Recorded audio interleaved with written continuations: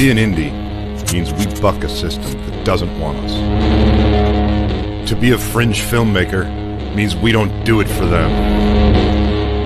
We do it for ourselves. To be an outlaw on the fringe means we'll die before we fail. Be an outlaw.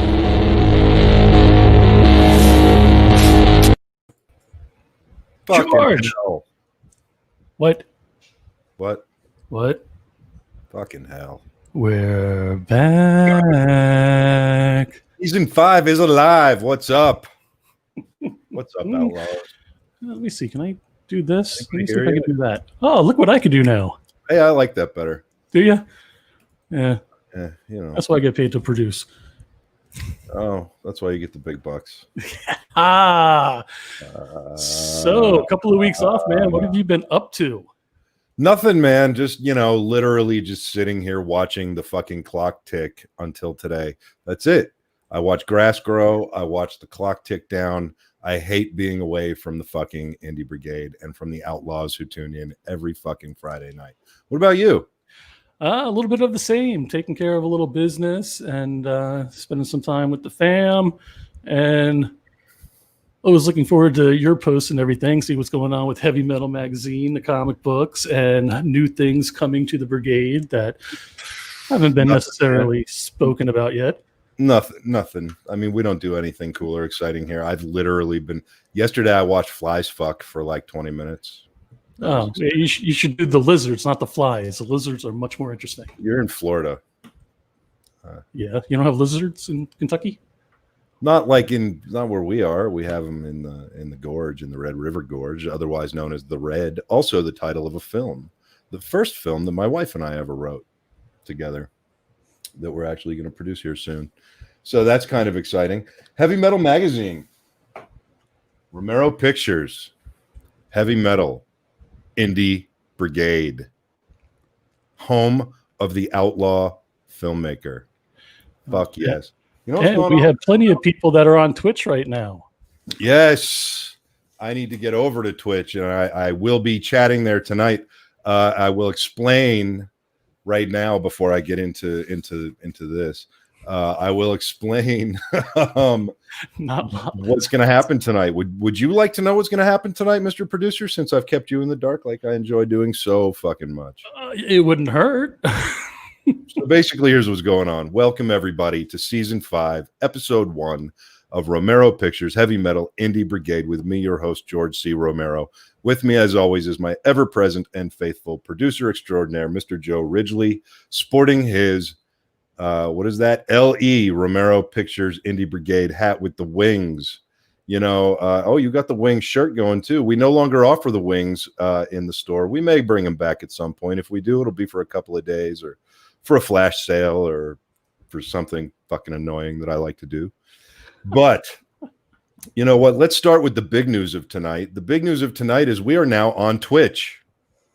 How cool is that? It is pretty cool. And to think, right? I even added it to this.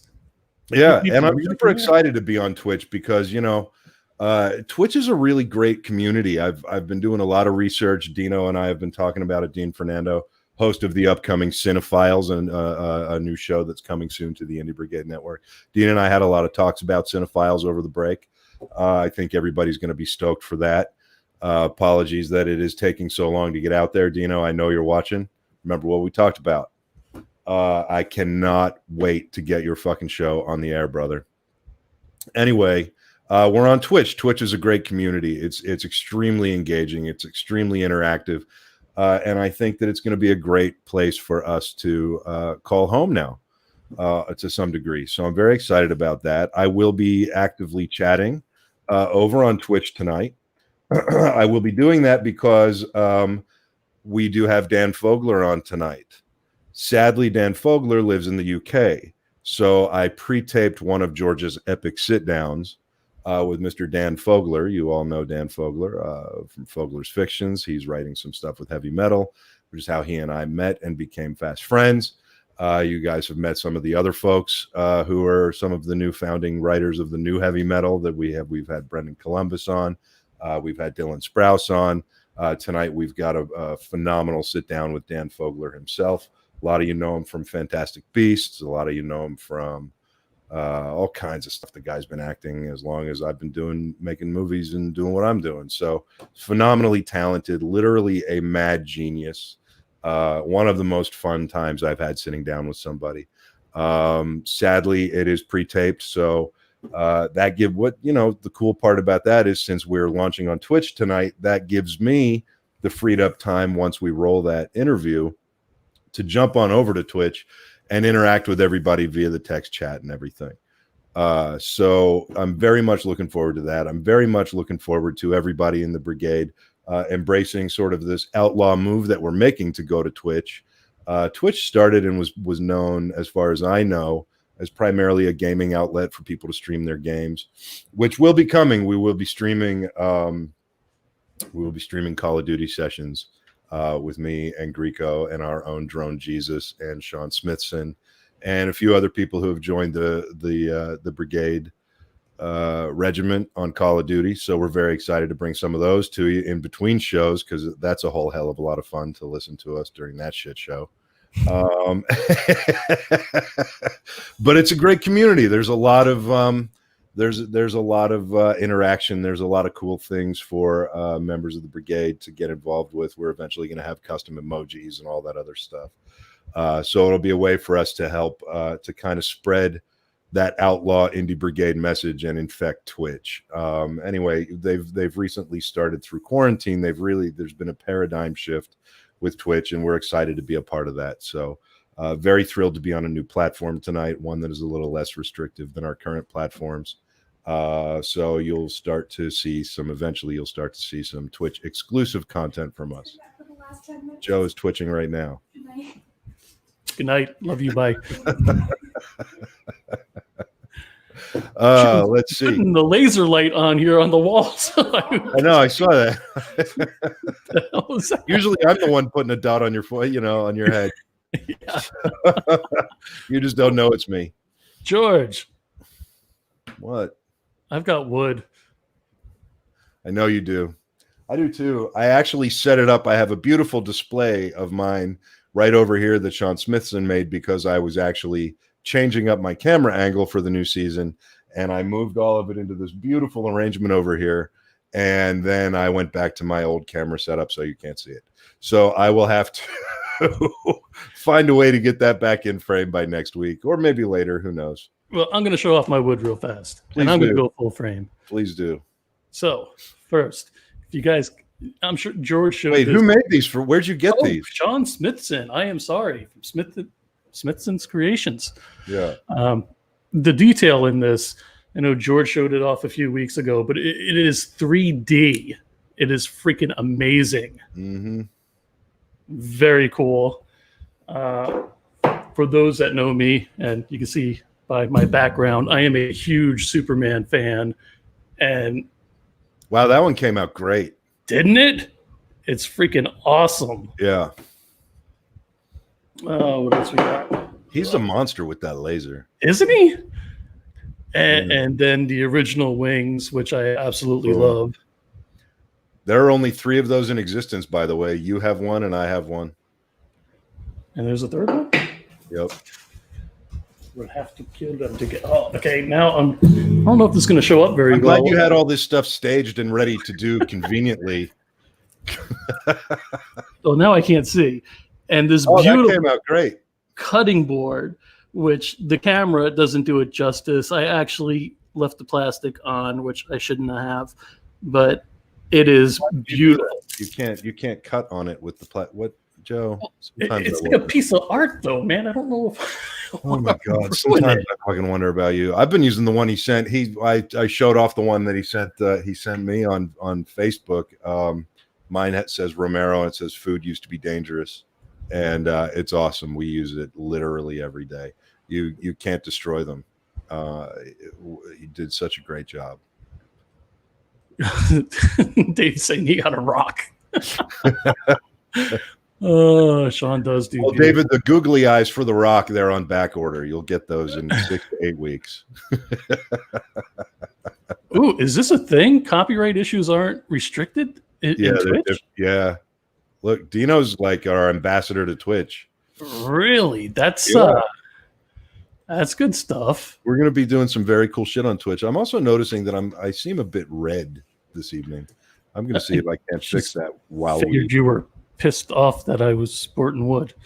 Oh, no, I mean, Joe, whatever you want to do, pal. Okay. Hey, that's better. Look at that.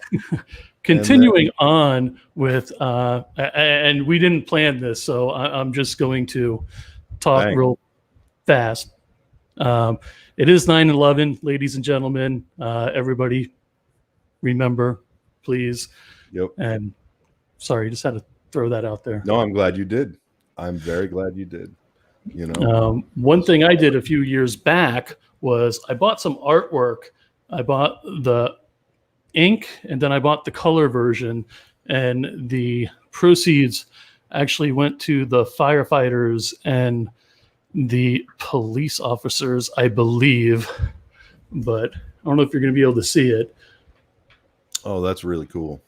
Bought the ink and then a copy of nice. The color. Wow, look at that. So those have been in my collection for years, something I will never get rid of. No. And just thought I'd share that. Yeah, and today's a day that we all need to kind of take a moment to remember anyway. So I'm glad that you brought that up when you did. Thank you. Yeah, well done. Let's see. What else do we want to cover? Folks, I'm thrilled that you're here again. I'm thrilled that you're still with us, that you've stuck with us. I'm thrilled that we continue to grow. And I'm thrilled with every single one of you people watching and every single member of the Indie Brigade. I'm telling you, like this, and I've talked a lot about this over the last couple of weeks because there's a really cool big announcement coming, but we're about to announce a brand new tech partner for the Indie Brigade that I'm very excited about. We can't announce it tonight because it's still we're still working it all out, but it is official that it's happening. So we will be making those announcements very shortly. Hopefully by next week, maybe not till the week after. But we're growing, and we're growing because of all of you. We're growing because you guys don't call yourselves fans. You don't call yourselves audience members, and you certainly don't call yourself viewers. And you know why you don't call yourselves those things? Because you're not. You're motherfucking outlaw members of the Indie Brigade. And that's what everybody here is. And that's what everybody who sticks with us and helps us grow preaches and yells from the mountaintops. And that is something that I am just so eternally grateful for. We could not be growing without all of you saying and doing the wonderful things that you're doing and being a part of the community and talking about what the community has done for you. One of the things we're going to do this season is we're going to invite a bunch of you on to talk about the community, what the community has done for you, and why the Brigade has become the community it's become from your point of view. So I would like to really everybody start thinking about that. I'm not sure what episode we're going to do that on, but we'll be doing that coming up here soon. And I'm excited to talk to as many of you as we can have on the screen at once. And to just kind of like find out what the Brigade means to all of you and find out what else we can be doing for you. We try to do our best here. We have some phenomenal guests on. We try to teach every episode. We try to have a message every episode. And most importantly, we try to be there as a foundation of a community of independent creators and outlaw creators who have spent far, far too long thinking that you all are alone in your thinking that you all are alone in your struggle, and thinking that there's nobody else out there like you. Clearly, there are a lot of us. And as we grow, we will find out that there are more and more of us than even we realize today. So thank you, everybody, from the bottom of my heart for sticking with us. Thank you for being here. And it's an honor that our season 5 premiere happens on a night of remembrance like today. So thank you again for being here. Thank you, Joe, for everything you do. Thank you, David, for everything you do. Thank you, Terry, for everything that you do. Thank you, Lance and Sam, for everything you do. Chuck, Ian, everybody who is a member of the Brigade, thank you so much for all of your contributions, all of your time, all of your hard work, and all of that other shit. And mostly, thank you all for putting the fuck up with me. I know that cannot be the easiest thing in the world for some folks. But, I try to make it painless. Yeah, I know. We all have to put up with David. We've got a great turnout here tonight so far, huh? Wow, look at all these comments. Right. Man. Well, one thing I want you to touch on real fast because it's going to lead into something for a second. Yeah, let's talk about the merch and everything real quick. And Scare Tactical is a great way to start it off tonight, Joe.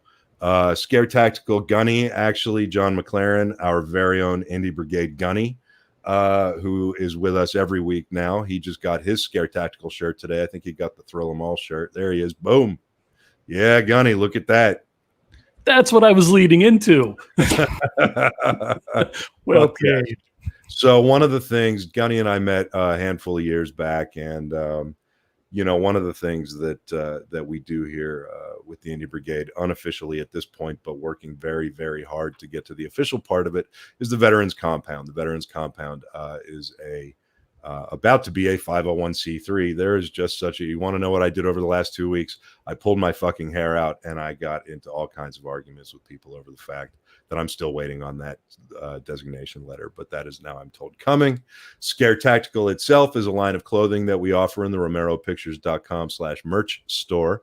All of the profits that come, anything above and beyond the cost of producing the Scare Tactical, anything in the Scare Tactical line goes directly into an account that is earmarked to go to help us get things off the ground with the Veterans Compound, whether that be fundraisers, ad campaigns, whatever it is. There is a website up at veteranscompound.org. There is a donation button there, but I'm not pushing that yet. Everybody kind of hold off if you're thinking about it for now, because I need to get that 501c3 certification letter from the IRS. I'm literally waiting for that, and I'm told that if I start accepting a lot of donations before that, then it just becomes sticky and ugly and hard to deal with. So I'm certainly not trying to make my life any harder, because then that just means that's more trips I have to book to Florida to go punch Joe in the face. So none of us want that. As long as it's on a boat in the ocean with some fishing rods and some drinks, I'd be okay with it. For those of you who do love what we do, who have learned from us, who just enjoy spending time with us on Friday nights, and you want to rock some of that cool fucking Gucci swag, go to romeropictures.com/merch. Asterisk, it's not actually Gucci. But all of our merch features designs by Ian Steyer, our resident amazing artist, who did the entire redesign of the Romero Pictures Indie Brigade rebrand launch earlier this year. And there's some really cool merch there. So every purchase from the merch store outside of Scare Tactical goes directly toward servers and keeping the lights on and all of that other stuff. And it pays for me to send Joe a couple cans of food every month. So I look like I need to eat. I know I haven't sent them yet, but you'll get them.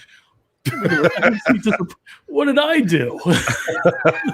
We're all disappointed, Ken. Website looks awesome. Yeah, you redoing the website, that major improvement. Oh, thank you very much. Yeah, I redid the entire romeropictures.com. It's much more streamlined. I think it looks pretty cool. Eventually my OCD is going to kick in and it's going to freak me out how it's laid out. But for now, I think it's pretty cool.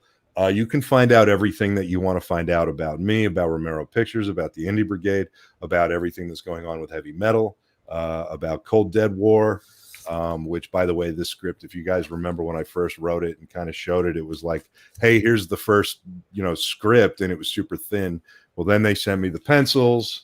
And I put the pencils in this thing, and then they sent me the inks, and I put the inks in it behind the pencils for each. So it's script page, pencil, ink, and then I got the colors, and then those are in there. We're having a hard time seeing it though. Yeah, and then I got the ones with the bubbles that are right here. They're so cool.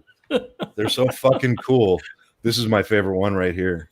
And the way the text fits in the bubbles, and this whole thing has been such a cool learning experience for me. It's right on this page right here. But he didn't learn to share. You know what? The good news is, my understanding is the Cold Dead War issue 1 hits the stores next month, October. Nice. So yeah, and guess what else hits the stores in October?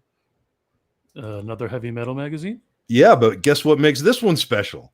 You may have wrote something in it. Yeah, issue number 1 of The Rise.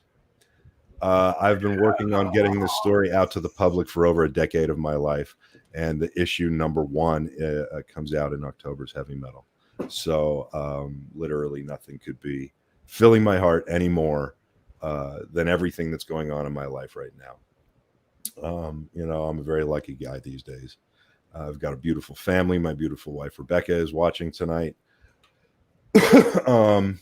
I got to basically reboot the Nelson Zombie for heavy metal, which is like a life goal that you didn't realize was a life goal until you realized you were doing it. And then you realized how amazing it was halfway through one day. It just kind of hits you like a ton of bricks that you're fucking rebooting Nelson. And then Rise is finally getting in everybody's hands in exactly the way that I hoped it would when I first conceived the project and wanted to do it as a comic first. So that's coming. Let me take a sip of coffee, delicious coffee from this Romero Pictures mug. While you're doing that, Gunny's saying, DJ, you need to get one of your drones over George's shoulder so we can see what's going on. That's awesome. Oh man, so there's a lot of stuff going on. That's all the big stuff. That's it. All the big stuff. It's not. What did I leave out? Can you divulge anything else? I don't know. What am I forgetting? I don't know. You always have more stuff.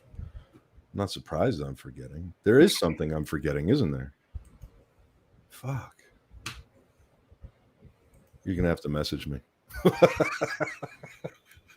Literally, you're going to have to message me. If anybody hasn't seen Terry's new episode of The Drone Cav, go check it out. He goes over one of my most favorite camera moves of all time. The bedroom mirror? The dolly zoom. You know, it's for those of you who don't know, it's that really cool move where the person standing there in the hallway gets real long behind them and the whole thing. Terry shows you how to do that without the need for a Fisher dolly, or thousands of dollars worth of dolly track and all the other stuff. Terry shows you how to do it with a drone. So, still waiting on that message, Joe. There's some guy with short hair that just showed up. I don't recognize him all that well. Should I bring him up? Is that my best friend and brother? I don't know. Give me a thumbs up if you're ready to come up. Boom. What did you do? Oh, no. So you did what I did the other night when you questioned me. Yeah. Okay, gotcha. What's going on, man? How much, brother? How you doing? I'm good. It's good to see you. Thank you for joining us on season 5, episode 1, Mr. Richard Grieco, my friend and brother. Hey, Joe. Hey, man, how are you? Good. How's life? Can you breathe out there? I couldn't this morning. Right? He sent me pictures of the sky out there and everything from I'll show you. From the wildfires. Well, it's just the sky. It's just like insane. So that's what it looks like. It's blown out, but You can see that there. Holy cow, that's the sun. yeah, there's like a weird halo of ash all around it. Yeah. Yeah. What's up, Lauren? Stephanie, I'm glad you got your Twitch worked out. That even just sound. This Twitch thing is going to take a lot of getting used to.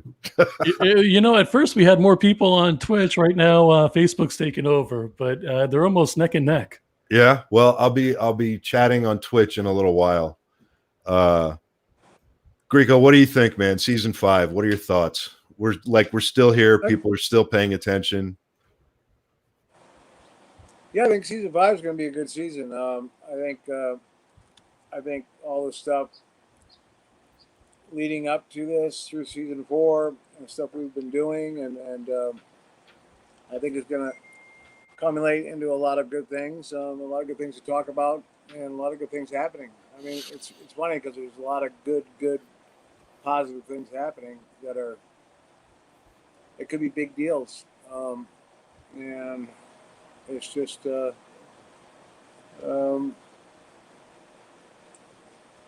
I just think something's going to happen September, October. I've been saying that to you for. Yep. Well, here we are. We're in September, and you know all the stuff that's happening. There's one massive thing, and I tease it a lot. But the question this month is, and we're going to start asking it more and more, is what's in your briefcase? Right. So I kind of cannot wait. Hopefully Ed McKeever is tuned in tonight. Ed, I know what's in Ed's briefcase. Ed knows what's in my briefcase. So it'll be interesting to show everybody what's in the briefcase. Brandon, we got to have you on the show sometime, man. You asked some really, really killer questions. And you really are one of our best engagers. He's got some great experience also. Yeah, and I'd love for you to come on and talk about your experience. Yeah. So I'd love for you to come on sometime and talk about those experiences with us, brother. Let's see. We got some other people tuning in.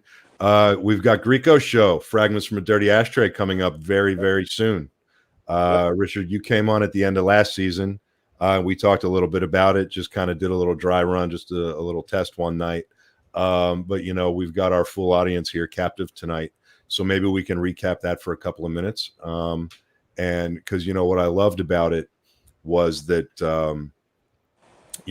one of the things that you kind of dropped when we did that impromptu thing that night was that you're going to be doing like creative workshops, which I think is really, really one of the coolest things. I don't think that I've ever seen another podcast do sort of creative workshops the way you're thinking about doing it.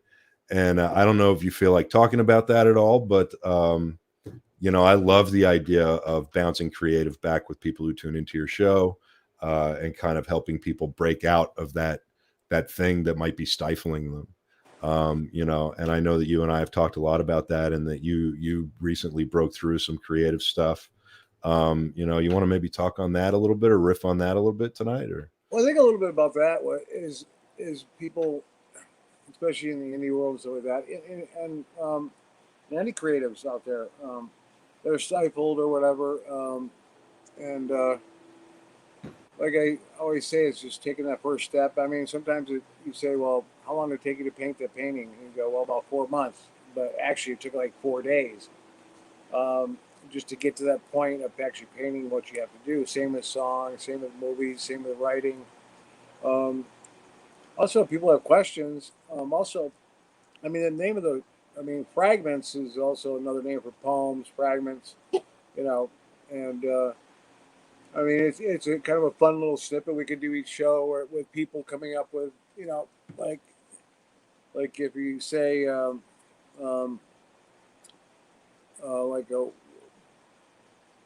have a line like, in the essence of a parody, once stood my friend on a dock. The man who I knew then wasn't the man I know now, but we've always remained friends until the end. And then you can go into, like, someone say something else, or someone could have something on their mind, and you can come up with a thing where, through all these people, we can come up with an endless book, like an endless, like a stream of consciousness through all these different people, and come up with like this big, I don't know if it'd be a electronic novel or a virtual thing, but I think it'd be a lot of fun, and everyone be part of it, and it'd be kind of bringing people together. I mean, someone's thought process could be here, someone's could be here, but through it all, it's a common goal, just to get it out. I love that idea. I absolutely love that idea. you know, like a Brigade written, like a collective, like a collective book of consciousness. Collective anthology of consciousness. Yeah, there you go. I'm gonna write that down. Collective. Write it down because I'll forget. Yeah, me too. I will. I will too. Collective anthology. I already forgot it. Anthology of consciousness. Of consciousness. Got it. So that's coming, and I think that that's going to be a super awesome experience. You know, even if we'll come up with the parameters, even if it's like everybody writes a, you know, like 4 sentences, or everybody writes a, you know, half a page, or everybody writes a sentence, I think that that would just be one hell of a book. I don't think it's ever been done. No one's ever done it. No, and that's why we're going to do it. It's going to be another first.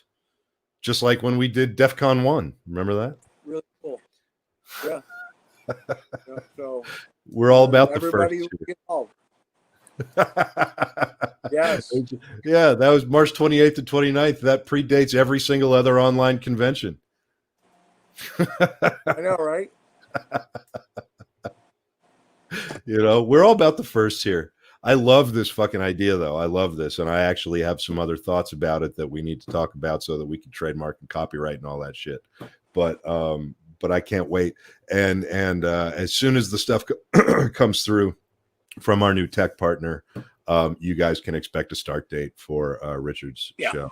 So I would expect that in the coming couple of weeks, not much longer than that. So we're just waiting on some tech gear, and we're waiting on basically we're just getting everything set up, getting his space set up, getting him set up so that he can have a much more free flowing kind of experience than us. You know, I pretty much sit in the same set every week, and that's fine for me. But and same with Joe. But Richard needs to kind of, due to the nature of the show and due to the nature of you, I really want you to have that freedom to, if you feel like doing your show from right there, if you feel like doing your show in your painting studio, if you feel like doing your show where you record your songs, like, I want you to have that freedom. So we're working on getting all that set up for Richard. And yeah. What else, man? You know what? I was talking earlier. I'm curious. I was talking earlier about, you know, doing a show where we have a bunch of people come on from the Brigade and kind of just almost like a party, like we just hang out one night and just have a bunch of people come on and talk about sort of what the Brigade, how they found the Brigade, maybe what the Brigade has come to mean to them. And, you know, I'm curious because after Joe approached me about this, I obviously spoke to my wife about it, but you were the only other person I spoke to about it, and you're the one who finally talked me into doing it. You know, I'm curious about your take on it, because you've been like our biggest supporter and our executive producer, basically, on a lot of levels here since day one. And I'm curious, you know, what you think about where we're at now. We're season 5. That means roughly 10 episodes a season. So I think on IMDb, which we're on IMDb now, by the way, I think it's got 38 episodes up. So what are your thoughts on I mean, what do you think about what we've built in less than a year, by the way? Yeah, because basically it was January, right? Yeah. Well, our first season was at the end of 2019, but then January 2nd, I think, or 3rd, we rebranded and relaunched. And first episode was September 27th. And so we came back 2020 hard, rebranded, relaunched, new shows, new people, and so we really track our growth from, say, January 3rd, and here we are, September 11th. You know, I mean, what do you think about that? Like, that's fucking crazy, right? It is, considering when we were talking about it. I don't know, when the inception of it to where it's grown now. I mean, I think Twitch is a smart idea. I think the more people that start subscribing and stuff like that, and doing like a little thing like that, where you get everybody involved. I think what's special about the show is everyone can be involved. You know, it's not just people doing a podcast preaching and doing this and saying this, and you actually get people involved where they can ask questions, and you actually get people that can come on that normally wouldn't go on a podcast. So and I think sticking to that formula and stuff, and keeping that engagement thing going with everybody in the indie world and the Brigade is important, and coming up with new stuff. I think with Fragments, we'll come up with a bunch of different things and this and that. We'll have some interesting guests too,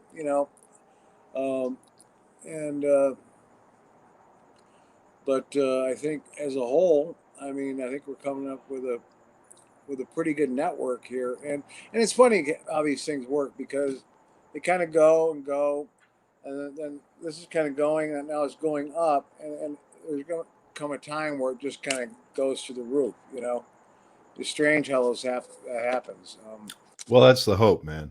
I really think it will. Everybody is so loyal and loving, and I talk about it all the time. We're a true community.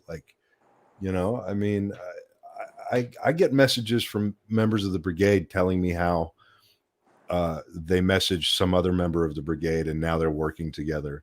Or, Gunny is Gunny's one of the people out there in the world that I have some of the utmost respect for. Retired Marine, one of the best guys I know. I love him with my whole heart. And, he's out there preaching the Brigade, preaching the Veterans Compound. And the community welcomed him in with such big open arms. And, he's become sort of this motivational coach in the Brigade too. Right. He's like, you and I talk about it all the time. You know about Gunny, and,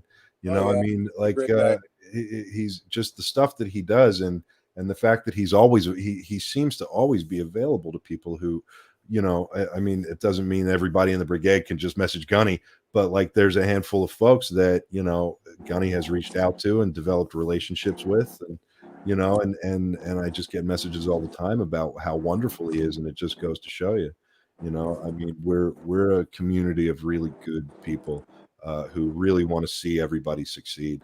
We take it past indie, man. We're straight fucking outlaw. So, that's the other thing I love about it. The mainstream does get pretty pissed off at some of the information we give away. Our views and opinions are not necessarily in line with the mainstream industry. And yet we're still here, and we're still kicking, and we're still making shit, and we're still out there fighting. And we're fighting a good fight for the future of not only the Romero legacy, but for the future of everything that you and I are working on together, and for the future of the motherfucking Indie Brigade, and everybody in it. So, I wanted to thank you personally for talking me into doing this before we started. Well, I love you, brother, and it was good, and it's opened up a lot of doors, not only for us, but also for the people that have followed the Indie Brigade now, and also it's giving them knowledge. Because I think there's a lot of these people, if you go into something without any knowledge, and that's where you get screwed, And the things you guys talk about, not only with me on, but all the other people you bring on, is giving all these people like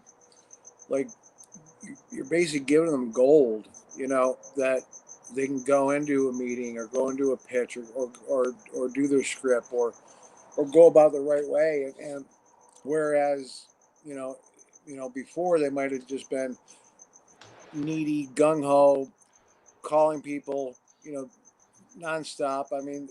The best way to get people to want you is to be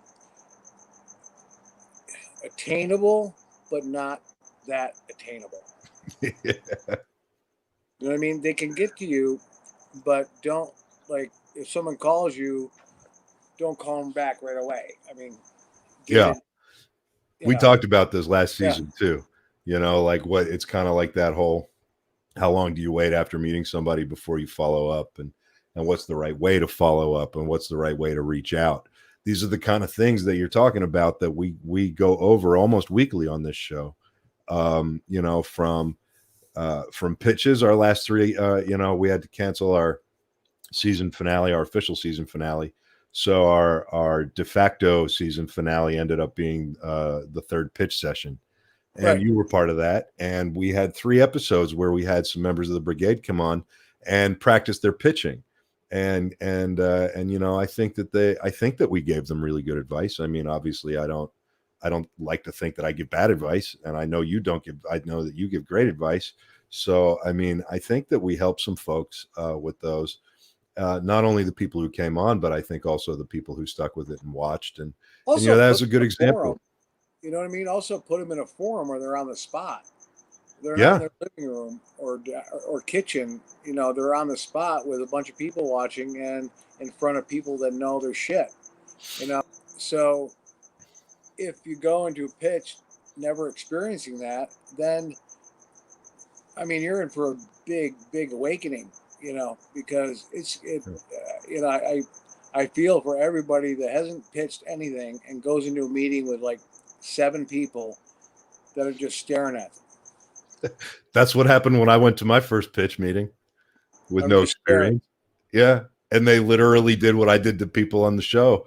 What do you got? Yeah. What do you got? And nobody smiled. And they'll do this. Yeah. What do you got? Yeah. Yep. You know? Yep. You know what I do when people do that? I actually came up with a great one. I say, well, you're on your phone. What's your email? I'll send it to you. We can talk it through. That's a good one. Yeah. That way you don't have to look at me. You can keep your face in your phone and I'll walk you through it. But you know what's funny? It's also given people, I mean, through this COVID thing too, it's given them something to look forward to, like on a Friday. You know what I mean? It's given them a place where they can vent and hear people talk about, and it's all creative stuff. You know, it's all, there's no negativity bullshit crap.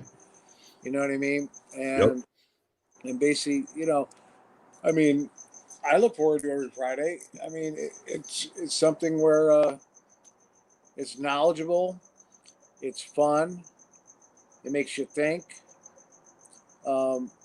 It also presses people into like thinking that their way is the right way, but all of a sudden they hear all these other ways you can do it. So they go, oh, well, maybe my way isn't the right way. Maybe I could take my way and put this in it, and make it mine. Mm-hmm. But add, for example, like scripts and movies today. I mean, they're all little like variables from different films and put, you know, I mean, to make it successful. You take stuff that's successful, make it your own, come up with an idea, but use a formulaic process. Yeah. You know, that works. And yeah, I'm sorry, but that's the way it is. I mean, you know, and I think the show's done that, and especially during this COVID thing that everyone's been going through, and the lockdowns and all the other crap. It's helped out a lot. And by the way, and it is September 11th today, so I just want everyone to. I know Joe already said it, but it's a big day today. It is a big day today. 19 years. 19 years. I remember I was on my couch. My dad. It was. Uh-oh. No. We're losing you. June, July, September. He's back. I'm back. Yeah, you're back. Which we had in a long time. That was impressive. Yeah. I know, right?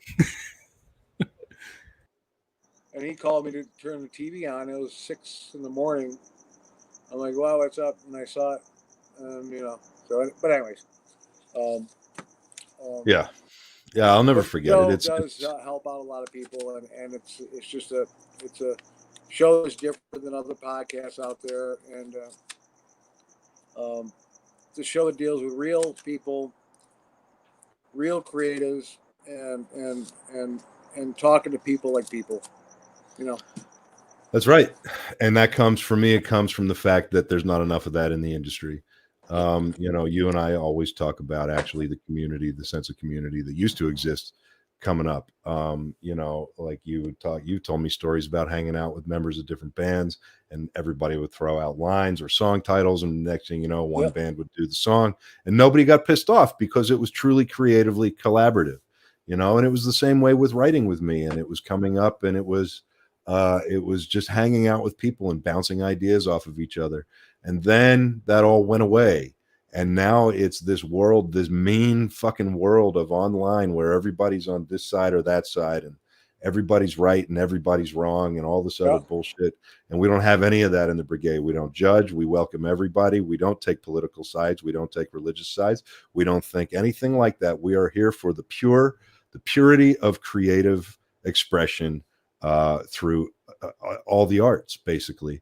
We're obviously focused on film because that's the world that most of us come from. But what you find is that there is a crossover of a language among all creatives and all artists. And that's what we truly embrace here. We welcome every single one of you. Yes, we do. No matter what you think, we love every single one of you. And we are here to help every single one of you as much as humanly possible. As we grow, we're gonna figure out even better ways to help more people, but we're doing our best right now, so stick with us, spread the word, tell everybody we're here. Romero Pictures, Heavy Metal Indie Brigade. We've got some great comments coming on here, and then we've got an interview with Dan Fogler. Let's see. Brandon even said there's okay. No, the other one, Joe. This has been a game changer already for me, and I've been in this biz for 20 years. As of this year, the community cares more than most film people I know of personally. Hashtag fight the good fight. Fight the good indie fight. Thank you, Brandon, for saying that. And then we've got Slaughter Q1. That is Mr. Shane Bradford right there. Wouldn't be making his first movie without the Brigade. I know you wouldn't, man. And, it's been an honor to help you where I've been able to help you and talk to you about stuff. I cannot wait to see what's coming from your movie. This has just been, it's just amazing, man. I'm humbled every single fucking week. Gunny right there, John McLaren. Storytelling is the basic human spirit over the ages. That's right, Gunny. And what's even further than that, and Grieco, you and I have talked about this too. There's going to be people after this time, after this quarantine, after this whole thing is a memory. There's going to be people who recount it. There's going to be people who tell the stories of statistics, and they write news stories, and they say this happened and that happened and blah, blah, blah, blah, blah, blah, blah, blah, blah. It's the creatives who are going to tell the actual tales. It's the creatives who are going to set the tone for the memory that the world will share about these times. That's what I think. No, you're right. And this is a once in a lifetime thing. This thing that's happened, and it's. I'm not going to go into politics, but no, it doesn't matter. The fact is, it doesn't matter. This is the situation we're all in. Oh, by the way, anybody writing out there, here's a little thing, and Romero will say the same thing. Unless you've had a movie that's won an Academy Award, or a movie that's made $400 million, or you've been up for the Sundance Film Festivals, or writer, scripty, or script writer, stuff like that, do not send people NDAs or LOIs ever. If you do, when you reach out to actors and producers and other people and directors that have been around, they will not read your script. Yeah, that's a good point that you bring up, and I know where this is coming from, because I know you got 5 or 6 of them sent to you over our break here just in the last couple of weeks. And it's like another way that I would say that would be, basically the NDA goes from, if you're reaching out to somebody for their because they can do something for you, Right. The NDA will come the other way. If there needs to be a non-disclosure or something like that, it will come from the people that can help you.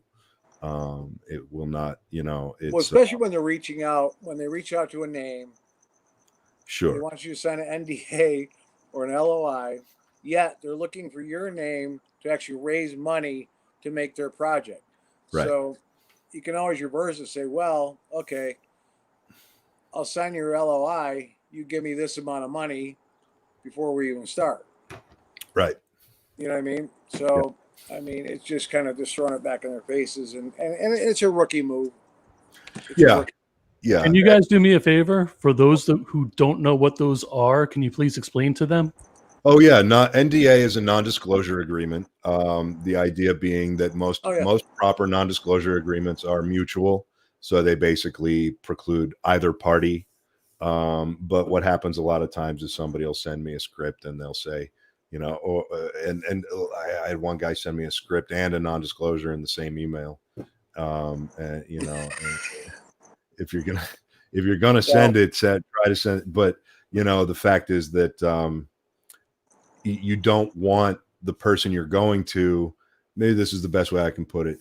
You don't want the person you're going to signing an NDA from you, because if they sign an NDA from you, you're prohibiting them from doing what you're asking them to do.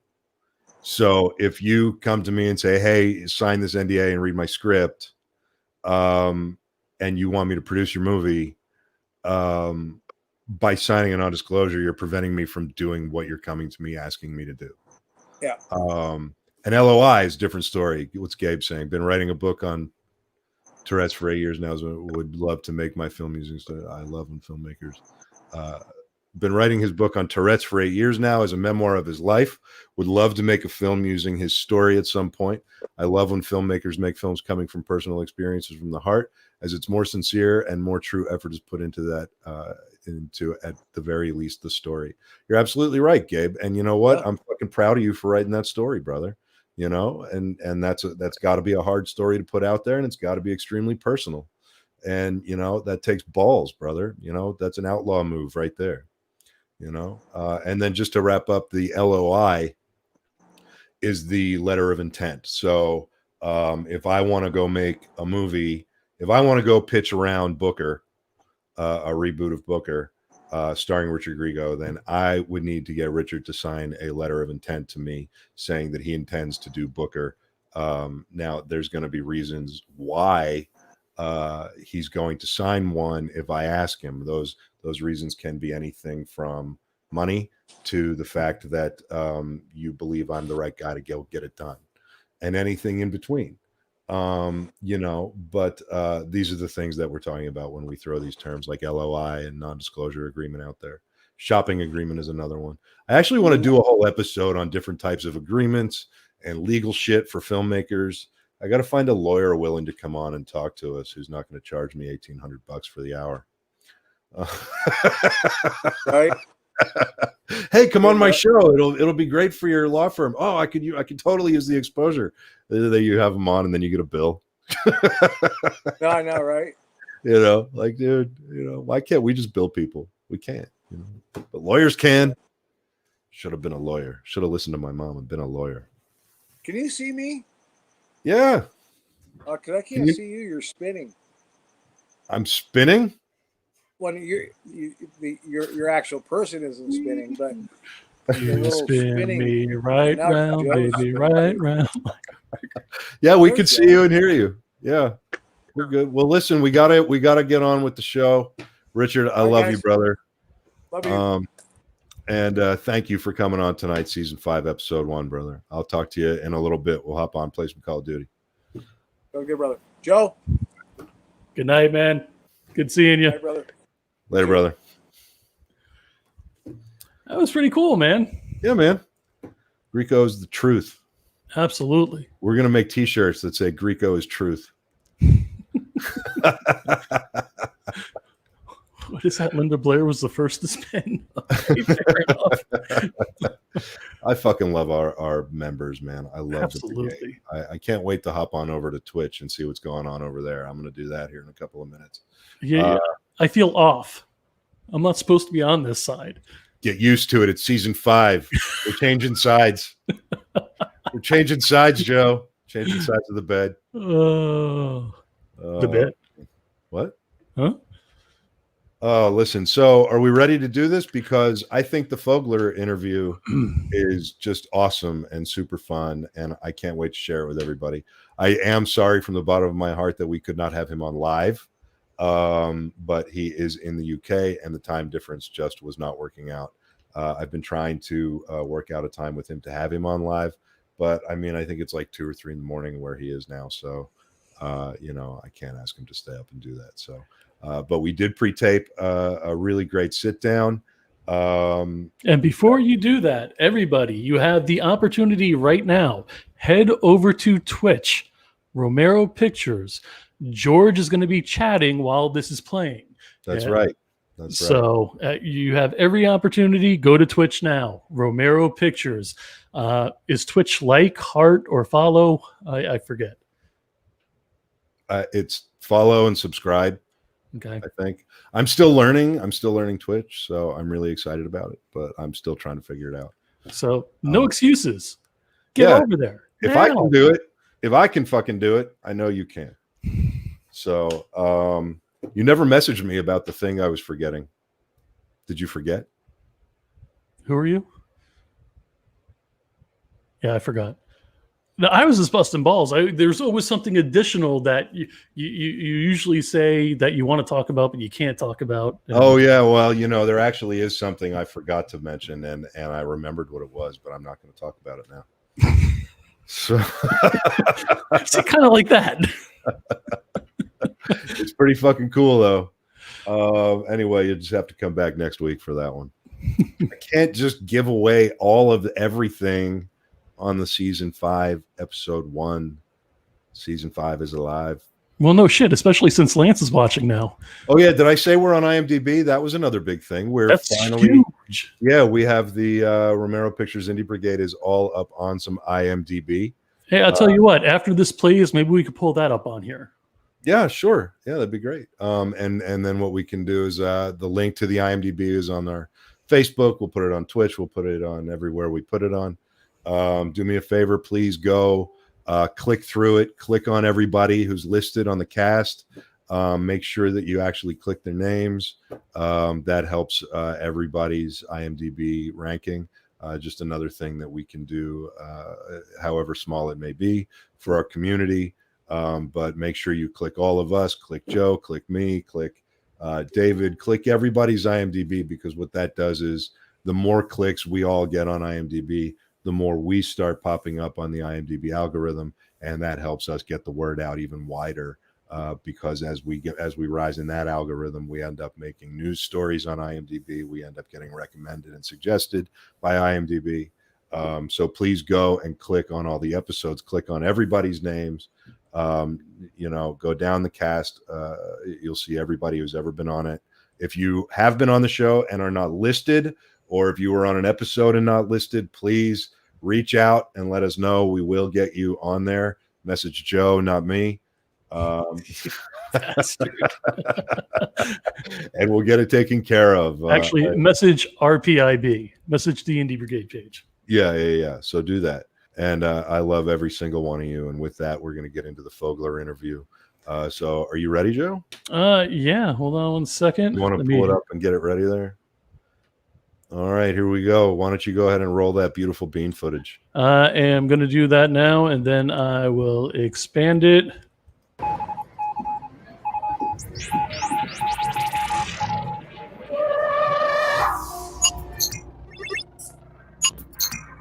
Four, 3, 2, 1.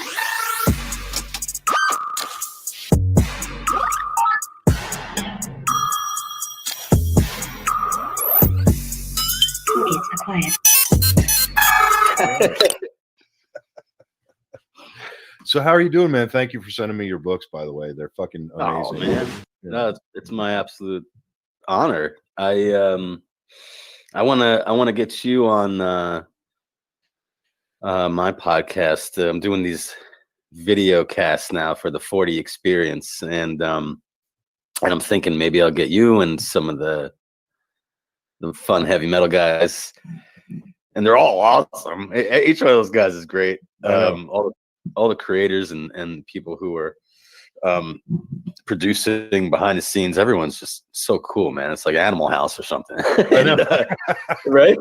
And so I want to get you guys on my show for October, Halloween time. Anytime, man. Anytime I'm there. You just let me know. Nice. So they're the kind of movies where I mean, I guess they're still I guess you can go to see Tenet right now in 40X where the seats move and there's wind and shit. And it's not for everybody. It's like it makes the movie into a ride, and I don't like the water. It's like I was like, I don't know where the fuck that's been, nowadays, But yeah, I love watching those movies. I just had a real visceral experience for someone who goes to movies all the time. And then I went to go see like Star Wars or like, one of these like giant Marvel movies. You see one of these movies and there's always a part in it for me where I'm like, can't get the smile off my face. And there's like tears coming down my eyes. And it's always like, I'm in the Millennium Falcon or something. So basically I was watching those and then I started doing a podcast about basically going to these movies and then talking about them with my, getting baked and then talking about them with my friends. And I was like, why don't I do it? I was like, I got to do a podcast about this. And that's where the thing came out of. And eventually they became my sponsor. And they gave us free tickets. And yeah, it's been growing out of that. So that's my podcast, man. Before they yell cut, poof, I will be you'll just see a mustache and then it'll just kind of float like a leaf to the ground. And they'd be like, we're living the dystopia, sci-fi dystopia. Elon Musk has like been warning about AI, even though he's just like, Elon Musk is just like, yeah, AI will destroy us. So let's put it in our heads. It's just like, wait, what? Wait, hold on, slow down. Like, where did Fogler go? I put a lot of that stuff in like Brooklyn Gladiator. Yeah. Let me know what you think about that. I'm going to read them all tonight. I'm going to read them just back to back. I can't wait. Can you talk about what you're going to do with the World War II bomber pilot zombie Cold scenario? Dead War? Yeah. Yeah, my original thing was... Glad we recorded this. Yeah, I know, right?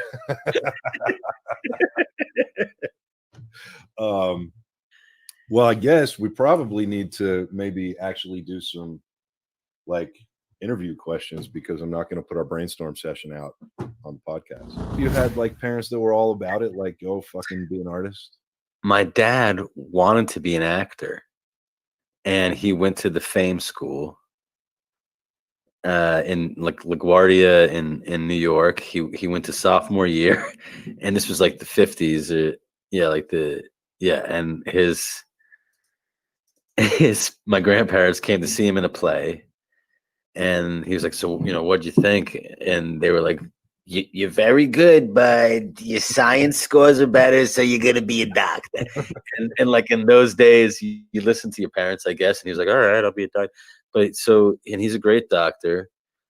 But when I wanted to be an actor, he was just like, yeah, go be an actor. he was living vicariously through me. So I had a very lucky situation where he had the means to support me financially, and he had the means to actually support me, emotionally. He was so I had a good situation there. But I'm so surprised that your dad wasn't just all gung ho. He was just like, man, it's fucking tough. Members of the United States Congress said in 1968, filmmakers like George A. Romero have to be stopped. They cannot be allowed to do this stuff. They're going to fucking destroy our country. Wow. And what ultimately happened was he inspired millions and millions and millions of people. Hold on. So you had Indiana, Han Solo, and Decker? Is that what you're talking about? Yeah. So what was it that made you say you wanted to be an actor? Why was acting what you want? Was that because of your dad, or was that because what drew you to wanting to act? Right. I think it was definitely in the DNA. And. I think early on, I think it was definitely in the DNA. And. I think early on, I think I realized, and my family realized, and my school, and my teachers, and everybody, like they realized I was very right-brained, and so I was like a class clown, and I was like a Bart Simpson. I got into a lot of trouble, and I had like 9 lives, and I was that kind of kid. But I was adorable, I was always, you're lucky you're cute. My dad would say that a lot. You're lucky you're cute, because I would do crazy shit. But when I was a toddler, I would watch. They'd sit me in front of the Looney Tunes and Saturday morning cartoons, and I'd be with my older brother. And when I was trying to figure out my personality, I noticed that the good kind of attention that I would get is when I was often getting yelled at, Yeah. but the good attention I got was when I was making people laugh. So I started imitating Daffy Duck and doing all the Looney Tunes characters early on, and I was like, "Ooh, yes, this is good. These are people. They're laughing at this. Good." And I just continued that trend of finding things that made my parents laugh and then doing the impressions of those things. So I graduated from Saturday morning cartoons to fucking like SNL. Like I was like too young to be watching SNL, but I was like, yes, let's do Fernando Lamas now. Like, I would choose these. That's how I got my love of John Belushi. That's how I got my love of all these amazing comedians. Was trying to make my parents laugh. So that was like fucking. That's just what it was. Like that's how it was. Really early on, growing up, and then I took those skills to school, and then I became like a Ferris Bueller-y kind of. Didn't really excel at certain things, at the left brain kind of things. But I was, I respected my teachers, and I was charming, and I got out. I never had detention. Like I never got in trouble. Like it was insane. I was that kid, and my teachers, like my chemistry teachers, like the math teachers, they appreciated the extra mile that I would go, which is even more than other people would do. I'd be like, look, I don't know what the fuck we're learning today, but can I make a movie for you that kind of demonstrates this? They'd be like, yes, I like that. I like that moxie. I like this kid's got, enthusiasm here. He's good. So, and then when I started doing school plays, then the teachers were like, oh, okay, yes, do whatever you want. Like, we know where you're gonna be. I was like, most likely to become an actor, most likely. So I was like, okay, yeah. So by freshman year in high school, I was like, yeah, okay, I'm gonna be an actor. I'm gonna be an actor. And so that's what I did. I went to acting college, and I was like, if this doesn't work out, like that's how you have to be going into this stuff. Becoming an actor, a writer, a fucking dancer. You have to go into it being like, I'm gonna be 90 years old on the side of a road, like tap dancing with a hat down, just being like, eh? Like you have to go into it, just be like, I don't care if I end up like that. That's how it's gonna be. That's the mentality you have to have. That you're just in it to to the very end. So you're talking about the phenomenon of making a conscious choice to go through your life without a safety net. Yeah. Right. Yeah. That's a scary thing for a lot of people, especially a lot of people who may be watching the Brigade, and a lot of people who are starting out in this. And a lot of the folks that watch our show have made the decision to embrace their creative side later in life too. And I don't mean like there's like 90-year-olds are saying, oh, fuck it, I'm gonna, but we may have some of those folks, but we've got plenty of people who have gone through, school, gone through high school, gone through college, even had a career up to a point. And now, through finding the Brigade or through finding a network of friends, they've now said, fuck it, I'm going to try my hand at this.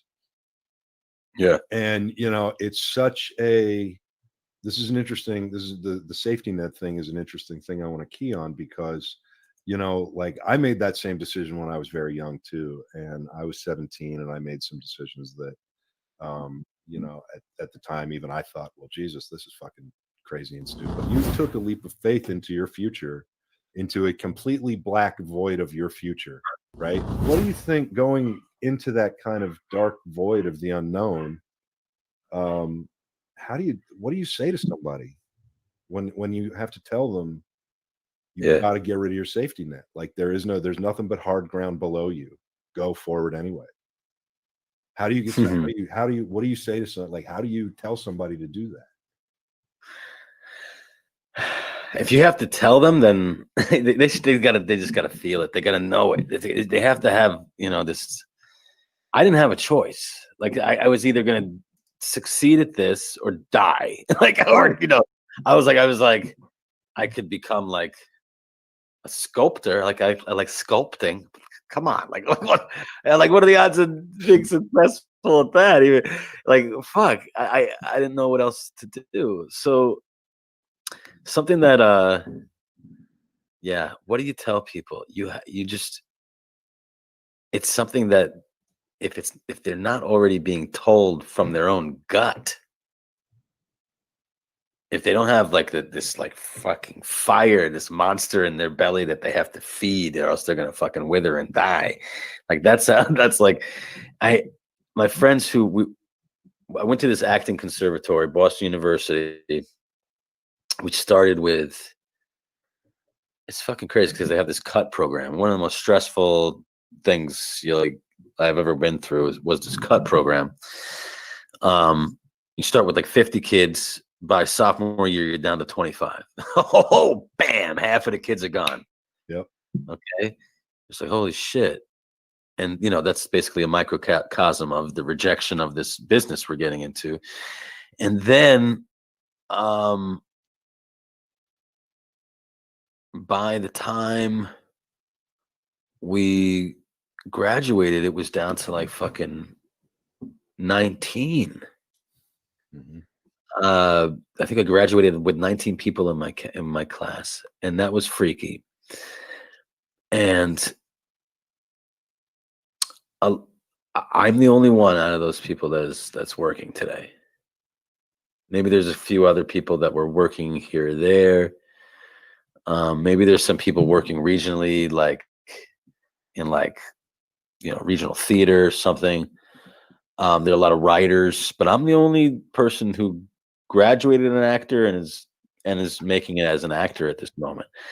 And the guys who I did plays with in college, who were phenomenal fucking actors, who I stole from, you know, who I use their bits, you know, today.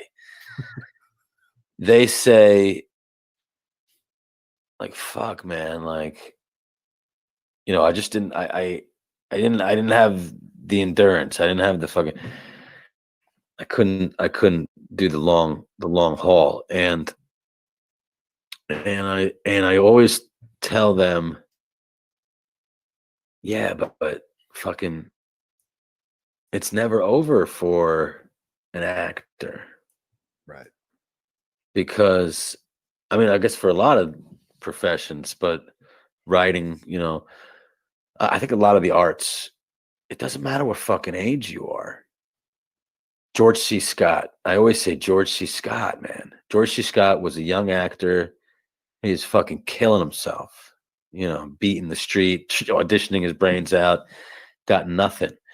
Goes into the army, does every fucking thing you can possibly do in the army. He's 50 years old.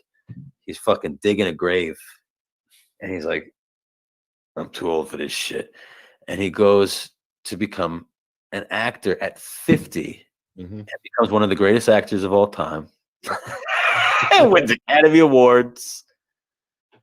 So I'm like, dude, you don't ever count yourself out. Don't ever look at fucking. I mean, let's.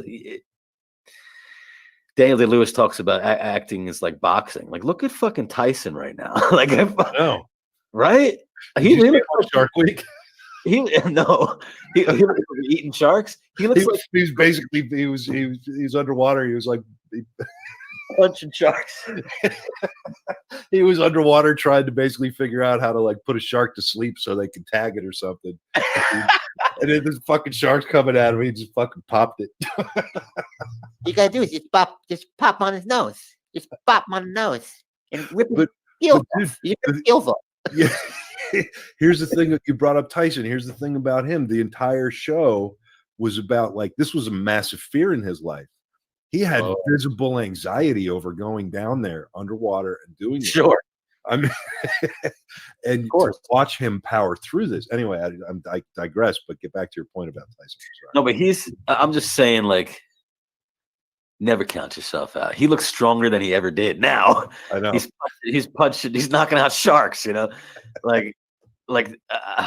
that's the point. Is if you're in it, you're in it. You're in it for the long haul, and you never. We're here to absorb experiences and then filter them through our abilities, and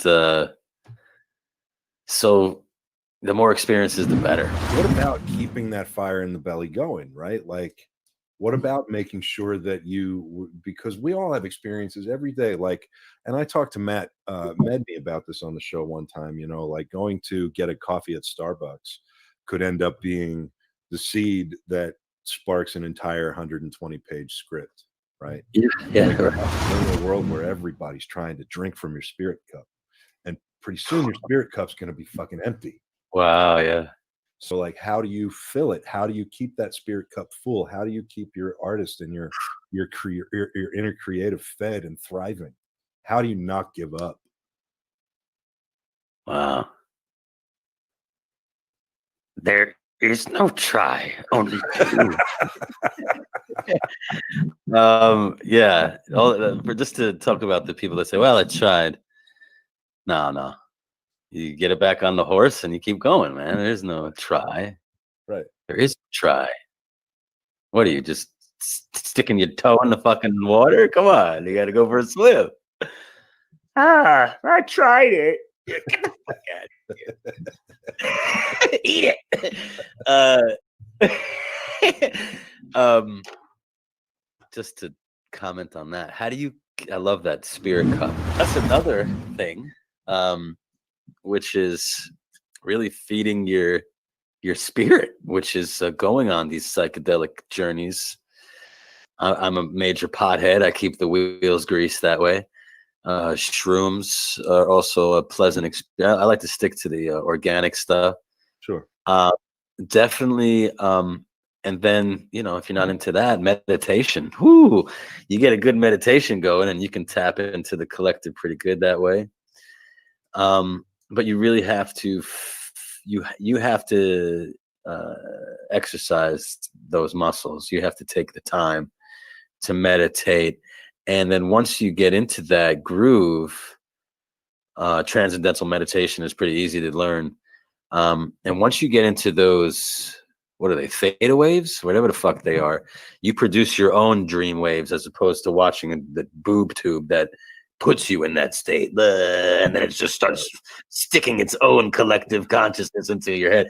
When you tap into the actual collective unconsciousness with your own abilities, then it just feeds itself. That's I mean, what do I sound like? I sound like Dr. Strange right now, but no, you don't. You sound absolutely like you make 1,000% sense to me. But see, this is where you and I vibe, is that we have the same kind of love and passion for chasing that inner creative, for nurturing it and keeping it going. But a lot of people just don't realize the effort that it takes, and what you have to be. You have to open your consciousness to things that most people will call you fucking crazy for opening your consciousness to. Right? I mean, right? I think I do. I mean, that's basically what you're saying, right? Yeah, you got to be open-minded to all experiences in order to, be authentic in your work. You have to. Where do I get my ideas? A lot of my ideas, I'm sitting alone and I'm meditating, and like your trip to Starbucks, you get this idea, came out of nowhere, came from just being in that totally open state, and then throw on the tape recorder, throw on the memo thing, app, and You carry around like a reel-to-reel with you. Hang on, I got to put this idea down. Yeah, that's how I roll. Yeah, man. Thank God for all. I have a lot of ideas, and thank God for being able to put those ideas down, or else I would just forget all of them. They would just be lost to the ether. I don't know how the fuck people. I guess they just wrote everything down, but still, how do you write as fast as you think? It's like there's a whole filter that. Oh yeah. I used to be. It's like I used to write everything by hand. Like whenever I was doing stand-up comedy, I would write all my bits down, and it wouldn't, and I was like, no, it's got to be. Then I just switched to videotaping myself. I was like, no, I got to do it like this because it's conversational, Right. You lose something from the thinking of it to the filtering through the writing, and writing is a whole other, beautiful thing. It's you have the, you create your own style through that filtering. But I find that if you really want to get like good dialogue, good stand-up comedy, you got to record it. Mm-hmm. It's got to sound like it's coming out of your mouth. I talk to a lot of writers about that. I get a lot of scripts that I read, and it's written. Every character is written in the voice of the writer. Write conversationally. Everything's conversational. A movie is a conversation between you and your audience. Acting is a conversation. Acting is complicated as fuck because you're having a conversation with your director, you're having a conversation with your audience, you're having a conversation with the camera, and you're having a conversation with everybody else who's in the scene with you. Yeah. And you have to act like 90% of those people aren't there. Right. So I guess it pays to be a little bit fucking open to the wonders of the universe. Immerse yourself. Get lost in something somewhere. You got to go on at least one crazy journey, some, your own fear and loathing in some place, and you have to document it. You have to, even if it's just a journal or something, and even if it never becomes anything, those trips usually are huge catalysts for a lot of great work. Doing every movie that every gig that I take on, it's like a ship's journey. It's like, everyone sets off with the best intentions, and it's like we have a good captain and the ship is sturdy, and you hope that you go out on the high seas and you find gold and you bring it back, and everyone has those intentions, and each one of those, and you don't know if you are like you don't even know if the whole fucking you're gonna sink, as soon as it starts. It's so swashbuckling, it's like that's all you're all for one, and and so whenever I'm doing these things, there's that aspect of it. Oh yeah, okay, let's just fucking jump into the void here, see what happens. Each one of them is its own special journey, and then I try to choose characters and situations like Tyson, where you test yourself. I'm scared shitless of horses, like large animals that could kick my head off. I'm not a fan of those. And like when I was a kid, I like my only memory of being on a horse was I was 5, and like I was like sneezing, and I was just crying. I was like, "Get me off of the horse!" and it was like at some fair, and we were just going in this like circle, and it was terrible. And I had this horrible memory of it. And then for The Walking Dead, they were just like, "So, can you ride a horse?" And I was just like, "Of course I can." And so I got there, and I had to learn how to fucking ride a horse, and it forces you, because you got to put food on the table, and you said yes. You have to rise to the occasion. So now I love horses. I find it relaxing. I find it like a whole new Zen thing now. Mhm. So yeah, each one of these things is like that. I mean, those are my little, journeys into the wilderness. You're Each saying one, this, we're saying the same thing again. Overcoming fear, like Yeah. facing down whatever's stopping you. Yeah, that's the beauty of these things. You get to go to places you've never been before. It really, like, emotionally, physically, location. Like, I went to fucking Australia. I went to the Gold Coast to do this movie. Whoa. I mean, and that's like the like beachy part of Australia. But where we were shooting was rainforest, and I was scared shitless being from Brooklyn, a city boy. And and every 5 seconds they were like, "Yeah, they have 5 different kinds of spiders just in that corner there where you're shooting that'll kill you." It's like, "Oh, wonderful. Why are we shooting it?" It's like, "Hey, they're everywhere." It's like I sharks, gators, fucking spiders, snakes, every single creepy crawly fucking thing. I can say I did it. I can say I fucking swam with the sharks, man, like, to get a shot. Like, oh my God, I can't believe I did that for that little money, but Jesus Christ. I did that.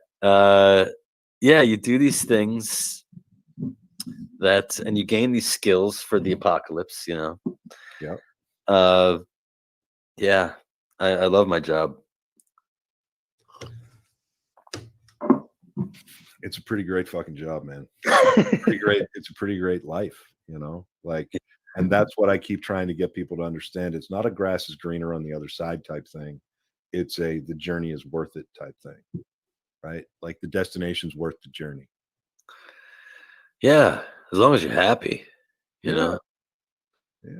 doing what you love, then no complaints.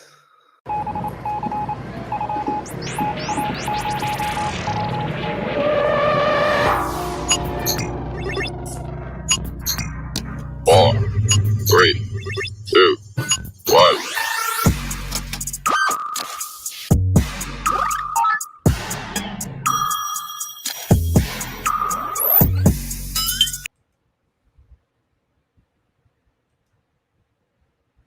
Well, how about that? Why can't I hear you?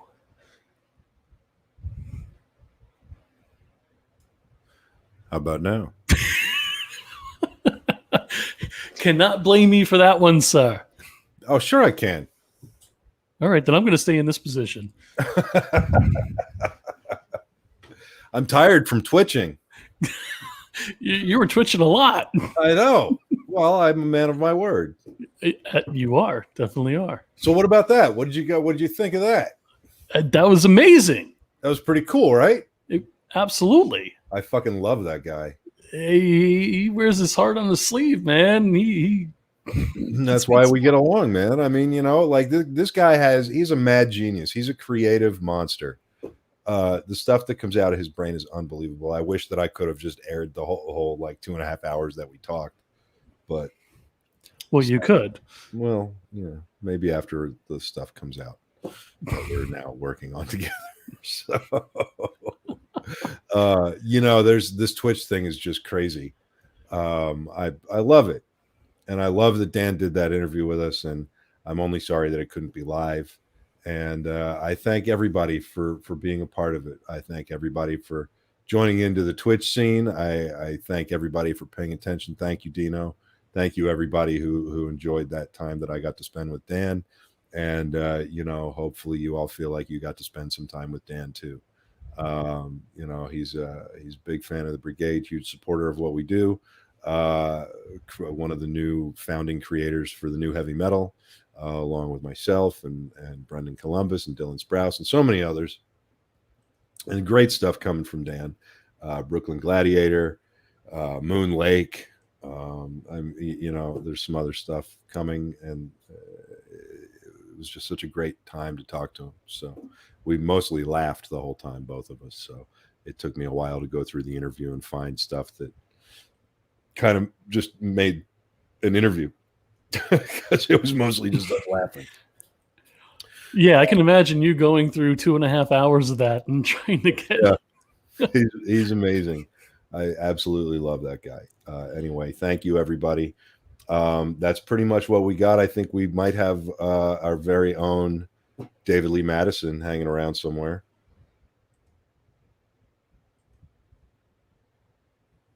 Excuse me. David, hi. That's not David. That's. I was wondering why it wasn't talking back. Wow. Yeah, look at this. Listen to you. Yeah. So, yeah. A series cast. Look at all the people that have joined. Romero Pictures Indie Brigade and David Lee Madison's The End of the Night. Actually, let me get David up here so he can see it also. I do apologize. So all of these people. Look at this. How cool is this? This is phenomenal.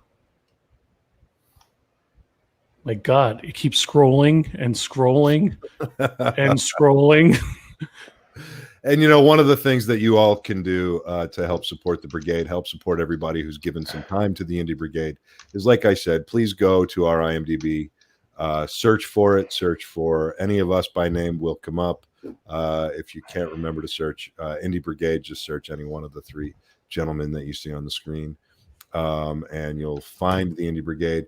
Go through the cast, go through the list of names, and you see how once they get clicked, they turn purple. Click through the seasons, check them out.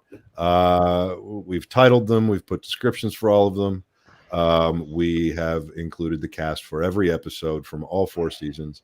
And it's very cool. So go through, click everybody's names, scroll through everybody's pages, and help us kind of get up there. It's funny. Joe messaged me the other night and said, I guess somebody wasn't nice. So I pulled up the statistics of these just as a see. We've had 13 people rate it. And according to what IMDb Pro shows, literally every single person has clicked a 10. So this is a good example of what I'm talking about with the algorithm. I think this is some sort of IMDb algorithm or something that just won't let us have a 10. Maybe because we're new, or maybe because some of us are assholes, Joe. Like that. So, go click on our names, click on everybody's page, scroll through, and help bump us up so that we can get closer to a perfect 10.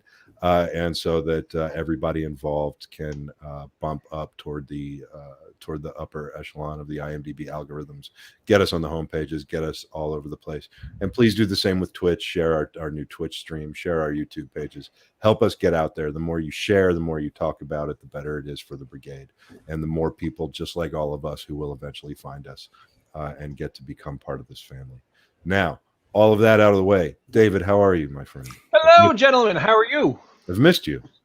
I've missed you too. I was just looking to see if I had my doohickey on over here.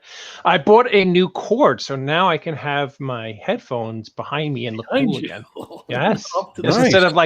Instead of that limp noodle that I had hanging there the other day. Man, doohickeys and limp noodles. What the hell is your show about tonight? I don't even. I don't even know what the hell it's about. I never know what the hell it's about. Doohickeys and noodles. Wow. Is that an unbelievably beautiful woman or what? Sure Yes, is. tonight we have the super lovely and super talented Marianne Hagan on the show. Many of you will know her from playing one of the epic Strode characters in what is absolutely my favorite horror series, the Halloween series and Halloween 6. She was also in Stakeland, and she was appeared on Friends and just had an amazing career, and she's a sweetheart, and we're going to get to talk to her later. Maybe Uncle Scott will chime in. You never know who's going to pop up on the end of the night. It's that lovable car wreck that you see on the side of the road that everybody stops to look at. I love your show, and I'm very happy that you're back with us for season 5. Yes, the negotiations were difficult. For a minute there, it looked like I was going to have to walk, but you know, but we ended up giving him that extra box of ramen, and everything is okay. Once that oodles of noodles showed up, I knew that there was no way I could say no. See Ken. Oh wait, hold on a second, Ken. I was clicking on you, and somebody else popped up. Ken, leading by example. Done. 10. Rated for IMDb. Thank you. Nice. Thank you very much. And now I rated it the very moment that I seen it, I gave it a 10. I appreciate you, David, and I appreciate who just did that. That was Ken. Ken, thank you so much. Now go and share it and tell everybody else to do the same, because we're really here. We genuinely are here out of just pure love. We're not here to gain anything. We're not here to, we're here to just truly try to help, and whether that's help you learn something as an artist, as a creative, as a filmmaker, or whether that's help you learn that you're not alone, or whether that's help you get through this weird 2020 and not feel so disconnected like so many people out there seem to feel right now. All of that is why we're here. And if I could chime in, George, please. It's September 11th, and it's the I'll touch on the meaning of September 11th in the beginning of my show, but with it being September 11th, I also want to look at it as the beginning of perhaps fall and Halloween and all those wonderful, wonderful things that I think the majority of our fans love. And I just want to tell you guys the plans I have for this show, for this Halloween season, for this network, for George Joe, and we're going to whip up some of the best horror and Halloween content over the next 7 weeks that you will not only see virally, but that you would see on network television. We have plans that are going to knock your socks off. We're going to have horror icons on. We're going to have a Halloween party. And we're all going to enjoy the season and each other together. I will make the hot toddies. Hopefully I'll have a hot toddy before I go to bed. What goes in your hot toddy? What's your hot toddy recipe? I have no idea what a hot toddy is. It sounded sexual, so I was excited. Oh, no, it's a... Joe, what's your hot toddy recipe? Oh, you don't drink, do you, David? No, I don't. I'm a diabetic, so I can't. Understood. I'm fat and drinking, alcohol's a blood thinner, so probably not a good idea. Well, actually, if it's a blood thinner, it's a good idea.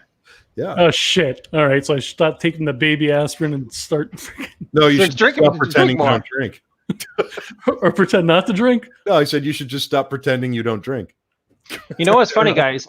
On the day of our last show, I decided for the first time in my adult life to shave off my beard and mustache. And when I tell you I was the most hideous, not that I'm a prize now, but when I tell you I was the most hideous mook I ever seen, it was horrifying. And I want to thank the good Lord above for allowing the facial hair to grow in somewhat before the shows restarted. I think it looks great. Well, thank you. By the way, Keith, hello. I seen you said hello to me earlier. So, boom. Micro dose of David. He's drinking pumpkin beer at the moment. All right, then. Yes. All right, gentlemen. Top of the show. There's no judgment here. So wait a minute. What the hell's a hottie toddy?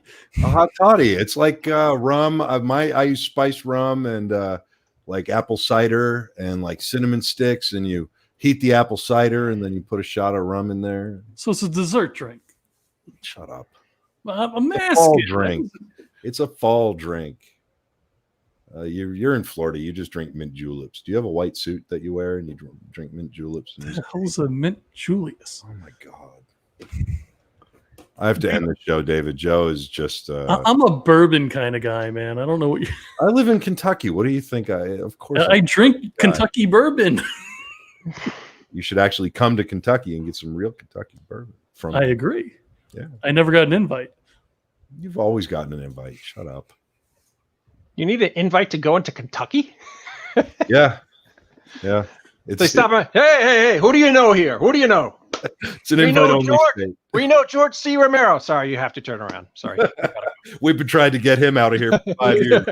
Go back to Pittsburgh. Love you guys. I'll see you in a little bit. All right. Love you, David. See you. All right. I think we had a successful season 5 premiere, don't you? I do.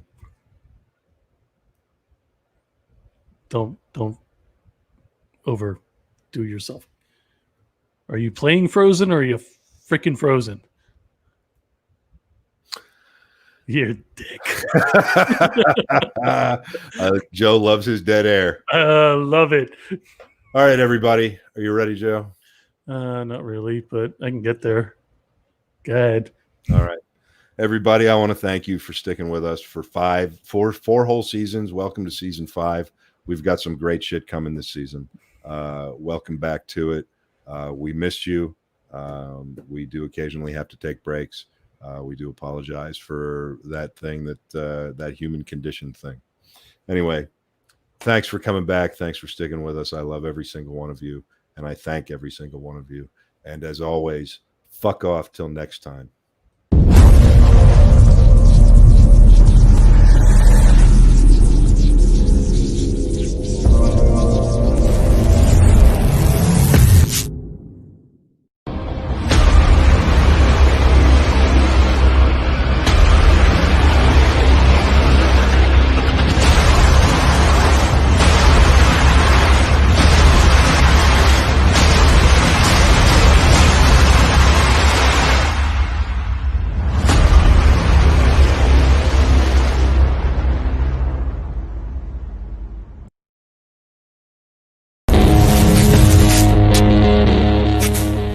To be an indie means we buck a system that doesn't want us.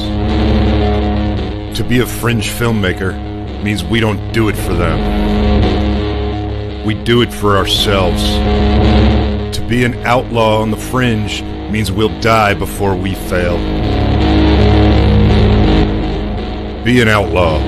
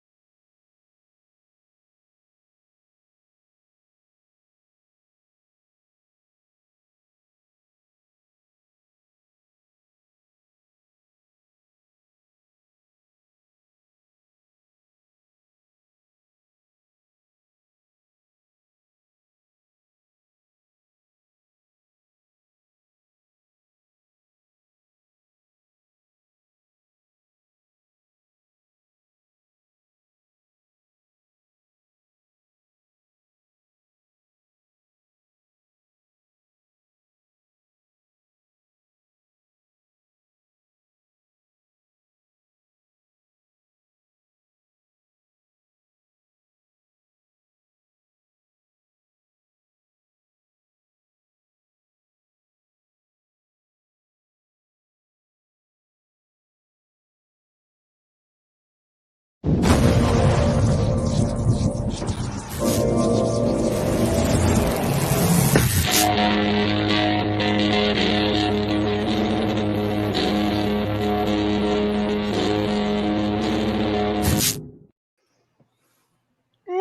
Ridgely.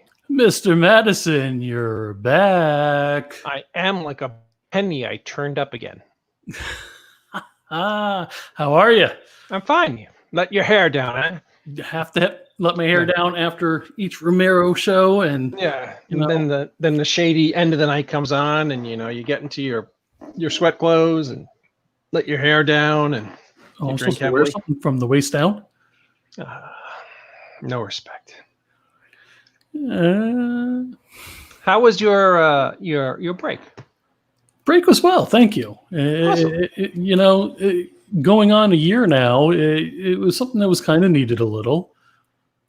No, I totally understand. I mean, the show is an enormous amount of fun to do, and I love talking to all our Indie Brigade family. But it does become difficult to come up with new content every week and to invite new celebrity friends on, or people who are in the field or teach us things. And it takes time to prepare these things, so I totally get it. Oh, that's the fun part and the challenge. Yes. So today is September 11th. Joe, do you have that picture? I do. Give me one second, please. I really like this particular photograph. It's amazingly well done, and it allows us a moment to reflect on what happened on 9/11 and how it changed the world. On 9/11, 2001, I was an executive at Kraft Nabisco in East Hanover, New Jersey. And on the next day, on 9/12, the East Hanover police arranged with us to bring mass amounts of food to the workers at Ground Zero the next day. And as one of the representatives from Kraft, I brought one of the Kraft vans down to Ground Zero, actually a couple blocks away from Ground Zero, to distribute food. And when I got there, I knew that the East Hanover police officers who accompanied me down there, and everybody, it was such a solemn mode, and everybody was so downtrodden and sad that for a moment, I tried to make a little levity. And on all the cars down there, there was about 3 or 4 inches of like a clay-like substance, which in my stupidity at the time, I thought was just wreckage or debris from the towers had fallen. So on the back of a car that was parked on the street we were on, that had no exaggeration, maybe 6 inches. It looked like snow. 6 inches of this clay-like debris. I drew like Snoopy, like the character from Peanuts and Charlie Brown, to make everybody smile for a moment. When I turned to the guys, they all were looking at me, and they all kind of looked not mad or upset, but puzzled. And I was like, sorry guys, I was just trying to make a little light of something that was clearly horrific. And they're like, no, Dave, we understand, but that's human remains. And I didn't know at the time that it was clay-like substance, because it was a mixture of building debris and the humans that perished within the World Trade Center. And that's something that will stay with me forever. And yeah, that was nasty. So it was. I felt great being able to bring. I don't know if many of you know Kraft Nabisco. Their line of foods is enormous. So we were able to bring down like soups and candies and crackers and cookies and everything to the guys who were down there cleaning up Ground Zero. So yes, I have very, very vivid memories of those days. But on a lighter note, do you know that another horrific tragedy happened on September 11th? In 1856, on September 11th, Tiffany Shepis was born. So So I mean, this day is riddled with bad news and national tragedies. But be that as it may, is Mr. Romero around? Mr. Romero, thumbs up. Yo. Hello, Mr. Romero. Hey. How are you? I'm great. How are you? Welcome to season 5. I'm excited. I am too. You know, George, I'll say this on the air because it's something I really want to do. And maybe if the three of us talk about it on the air, even for a moment, it'll light a fire under our tuchuses to do it. I really want to do sometime in September or October that live reading of War of the Worlds, The Night That Panicked America. David, I told you. A star-studded celebrity event to do this. I love it. What do you think? I told you when we first talked about it, I love it. I think it's an amazing idea. And I think that we've got enough people in our network who I know that you've talked to and who I've talked to, who would be more than willing and happy to come and read roles in it. And I think that would be an awesome, awesome thing for us to do. I don't think that it's something that anybody's really done in a while. And I think that especially on Twitch now, we have the ability to kind of take something like that to an entirely new audience that may or may not be familiar with it, which I think is absolutely cool. So and perhaps throughout the performance, we can pause for a moment and let people donate to something cool like the Veterans Compound. I love that idea. I absolutely love it. I'm down. Let's do it. Let's get it done. So that's something that we all could look forward to, hopefully later this fall. In this season. Yeah, this fall. Well, definitely this season we'll do it. And graphics and videos and and I love the idea that we talked about earlier too about doing a Halloween party, and I want to do all that stuff. And I really think that the addition of Twitch into our streaming platform is going to allow for a lot more of this kind of stuff. So I'm really excited about that. I'd love to figure out some way to do like a regular Indie Brigade mixer too for indie creators to get together. And I've been talking to Dean about how some of the Twitch parties work and some of that stuff. And I know there's a huge DJ scene on Twitch and there's a huge music scene. And I know that there's ways to do like legitimate online parties on Twitch. So that's one of the things that I'm really looking forward to doing. And I think that now is probably the best time since we started talking about the War of the Worlds to do that. And I think that the Halloween party is something we got to figure out. I mean, we're literally all about firsts here. So I think anything that's a first, I'm all about jumping both feet into. So yep. The Halloween party is going to be super easy, super fun. That's no sweat. Mm-hmm. It's going to take some effort to pull off a really good performance because I don't want to do this half-assed. If people are going to watch us do a performance of The Night That Panicked America, one of the most historic entertainment events that ever happened in the country, I want to, well, thank you, Libby. I really want to, I want to make sure that we do it right. Yeah, I do too. But, you know, we pretty much do everything right. So I guess I'm preaching to the choir. I don't know what you're worried about. I don't know. You know, tonight, I always like to talk maybe about an antique toy. And tonight, in honor of the beautiful Marianne Hagan, who will be joining us in a little bit, I wanted to show you these guys. I don't know if you guys remember these. These were out about maybe between 20 and 25 years ago. They're called head knockers. And they were literally bobbleheads of the historic horror icons. That's awesome. And of course tonight I have it was a NECA product, and of course tonight I have the iconic and always awesome Michael Myers. Do you guys remember these? I do, actually. It was like you would have the bobbleheads of like athletes and sports players on your walls.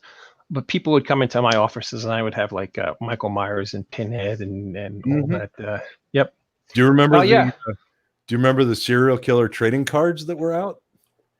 I don't remember serial killer trading cards. I remember in the 80s they had horror cards for horror movies. Yeah, but they had actual legitimate serial killer trading card sets Mhm. with like all the big famous serial killers like the Green River Killer and Dahmer and Gacy and all those people. That's one thing I do not recall. I had a million things that really terrified my mother.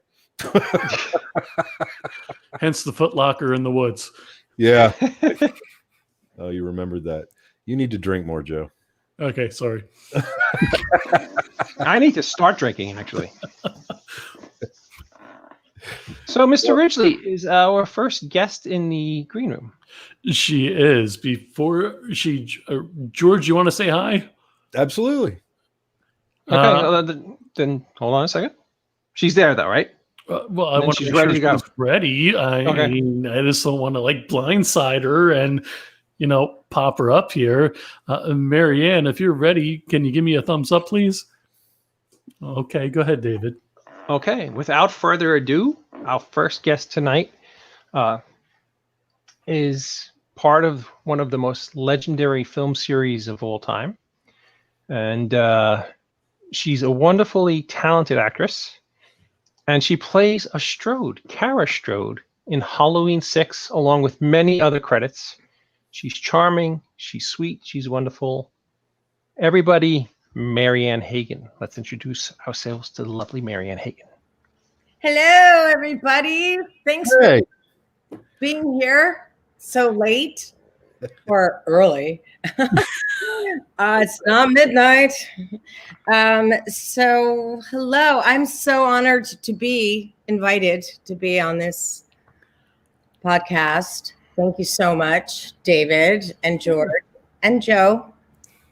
It is absolutely our pleasure to have you. I know the lighting is really bad in my apartment during this whole COVID thing. I've been doing a lot of Zoom readings and stuff, and everyone tells me, Marianne, you have to get one of those, halo lights and put it in front of you. And I'm meaning to buy one, but right now it's just my overhead lights and my apartment. And so it looks great, and you look great.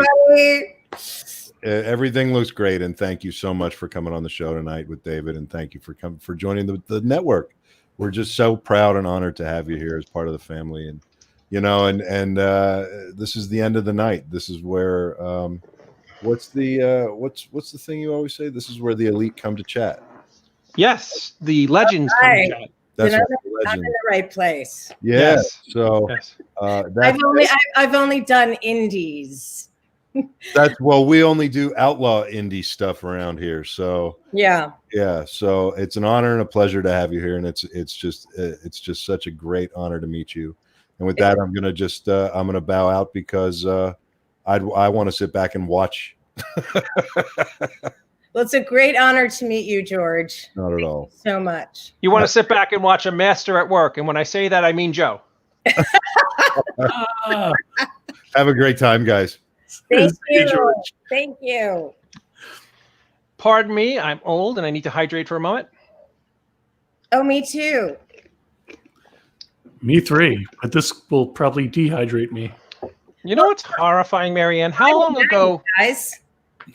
It's horrifying, Marianne. How long ago was Halloween 6 now? It's 25 years.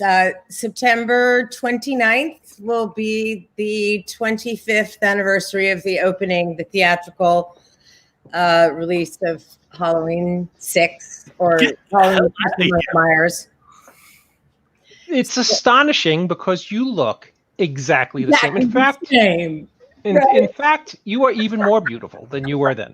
She looks amazing. Bless you. The check's in the mail. So. No, I'm being brutally honest. I'm going to now start with my morbidly boring interview, but for some bizarre reason, there seems to be a few people out there who seem to like it. Can you tell us a little bit about how you started working in films? Well, I became an actress. I declared myself an actress, which is basically what you do. My senior year of college, I had been totally focused on being a journalist. And then but I had always been in love with theater because my dad would always bring us. I grew up in Westchester County, New York, which is just north of New York City. And my dad would always bring us to theater. And I was just madly in love with the theater. And then on a lark, my junior year of college, I auditioned for a play, even though I wasn't in the drama department. And I got it. And I was bitten by the proverbial acting bug, but never in a million years did I ever think that one could be an actor as a profession. And I didn't come from a family where that was even remotely a possibility. My parents were, children of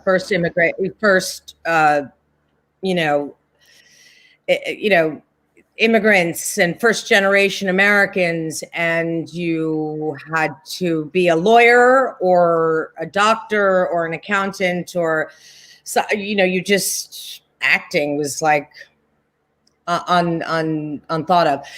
But my senior year of college, I just dug down and I secretly pursued it while I was applying to journalism grad schools. To get my master's in journalism, I was secretly pursuing acting. And then I got accepted to journalism grad schools. And then I just announced to my parents, guess what? I'm not going. I'm going to be an actress. And they cried. And basically, they didn't really cry. That's a joke. But basically, the agreement was, okay, you have 2 years to defer your acceptance to journalism grad school, and you can pursue acting during those 2 years. And if nothing happens in 2 years, then it's done. You have to go to journalism school. And that's like if I obeyed them, right? But I got lucky really early on. I was at Circle and Square Theater School in New York. I got an agent, Craig Dorfman, an amazing human being. He's now a manager.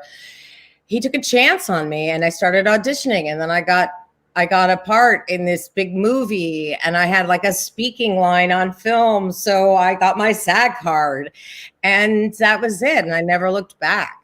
And then he suggested I go out to LA, and, this whole love of theater kind of,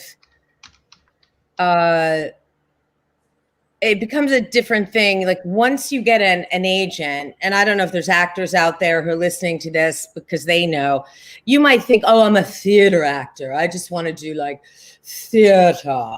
Once you get an agent, it's like, no, you're auditioning for this, really bad TV show, or you're auditioning for this or that. You just want to make money. So the agent will actually keep you. And so I went out to LA, and then that's when I got the audition for Halloween 6. Sweet. Now, in your early career, I seen you did a whole bunch of TV series like Who's the Boss and Major Dad and Friends. Do you have any particular stories about doing those television series? And a question I thought that occurred to me: you worked with Paul Rudd in Halloween 6, of course. Of course, he was your co-star. And was he with you on the set of Friends at that time, or were you on before he was? Not at all. Yeah, I was on the first season. I was the 4th episode of the very first season. So when we shot that episode, the show hadn't even aired yet. So no one knew if it was going to be good, bad, meh, who cares? And no one had any idea. And the only person in the cast that was a quote unquote name was Courtney Cox, because she had been on Family Ties. I guess, right? Right. Yeah. And she was in the big Bruce Springsteen video. And the Springsteen video, Yes. of course. And she was definitely ruling the set. And Jennifer Aniston and Matthew Perry and Schwimmer and Lisa Kudrow and Matt LeBlanc were all just like me. They were just actors who were knocking it around, except, Jennifer Aniston had done Leprechaun. But no one was like a star. So no one had any power. And everyone was so freaking nice. Like just sitting around backstage, eating bagels. But Courtney Cox wasn't a part of that. It was Jennifer Aniston, Lisa Kudrow, LeBlanc, Schwimmer, and Perry. And we were just like joking and laughing and yucking it up because they didn't know that they were about to be huge. Like their lives were about to be just changed forever. They had no idea. And they were just still real regular people and super, super nice. And it was just a blast. And working with James Burrows, who's, a comedy director icon, really. He said nothing. Like, he was amazing. He just didn't say anything. He just said, do it again. Because he just trusted that he hired talented people. And if you did it again, you'd try something new, and maybe it was funnier, or maybe it wasn't, but who knows? But that was super fun. But Paul wasn't on the show until years later. He was actually like a recurring. Mm-hmm. And that was when the show was really huge. And he had been friends with Jen Aniston. He was friends with Jen Aniston when we did Halloween, because he, kind of looked me up. And when we met actually at one of the auditions at the chemistry read, he said, oh, you did Friends, that my friend Jen Aniston's on the show. And I was like, oh my God, she's so nice.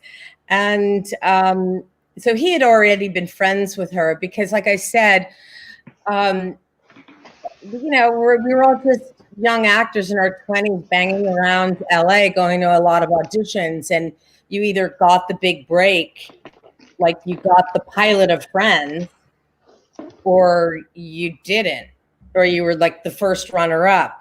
But you can't put first runner-up on your resume. So everyone kind of knew each other. And so we didn't work on Friends together. We met, the first time I met Paul was at the chemistry read for Halloween. Speaking of Halloween 6. Yes. I have to live vicariously through you for a moment. Yeah.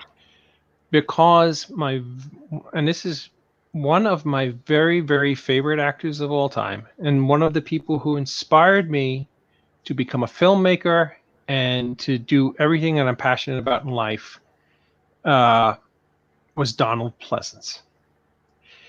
And please, if it takes you a moment to recollect any thoughts or comments you could share about a man who I consider to be an icon, a legend, one of the all-time legends in filmmaking history. Anything you could share with us about working with Donald Pleasence, I would really love to hear. Okay. Needless to say, he was an utter delight.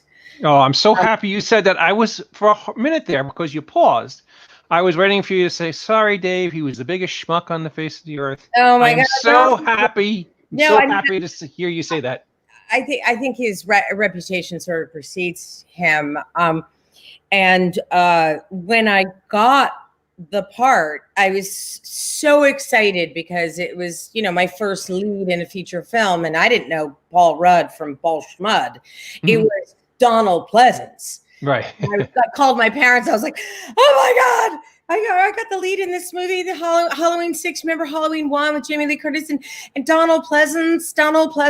You know, and my parents were like, of course, you know, because he was this great British theater actor, and he had been Harold Pinter's muse.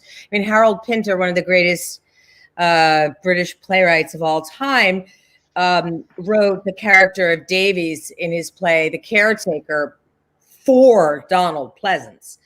And so we get to the set, and I, in retrospect, I should have known that he was maybe a little bit weak and in poor health, because his wife was with him at all times, and he didn't really come out of his trailer much, except if he had to be on set. But when he was on set and I was there, first of all, I'm very easily intimidated by people that I worship. So I find it hard to speak. And then when I do speak, I am an idiot, and I then like regret what I said, and I want to die, and I want to take it back, and I want to redo the whole scene. But he had such a wicked, dry, bone dry sense of humor. And one day I'm sitting in my director's chair reading Vanity Fair magazine, which, you know, in the 90s was like a thing. And it was hanging around the set. So I was just looking at it. And Donald sits next to me. And of course, like, I can't talk to him because I'm so intimidated. And he says, "What are you reading?" And I take the magazine and I turn it this way and I show him that it's Vanity Fair magazine. And without missing a beat, he says, "Ah, Thackeray's best." And, you know, Thackeray wrote the novel Vanity Fair, but, you know, you had to know that to get the joke. The joke, right? Absolutely. But, thankfully, I went to college and I knew that, and I just about died. Yeah. And then there was an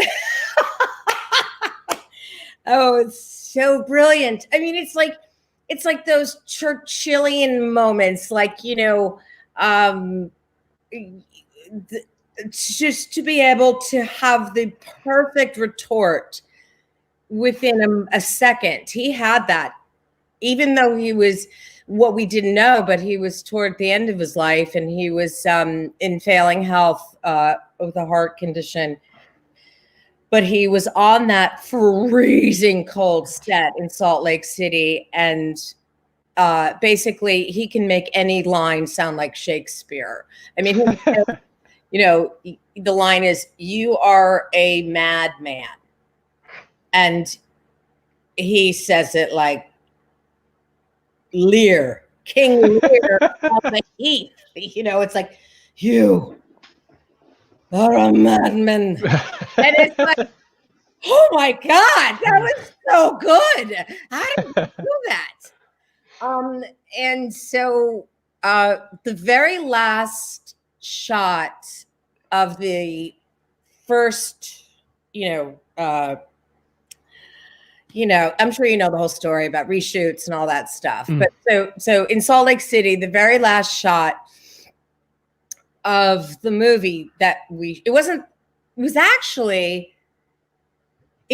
the last shot of the movie, and it was the last shot that we shot in Salt Lake City, and that, normally doesn't happen.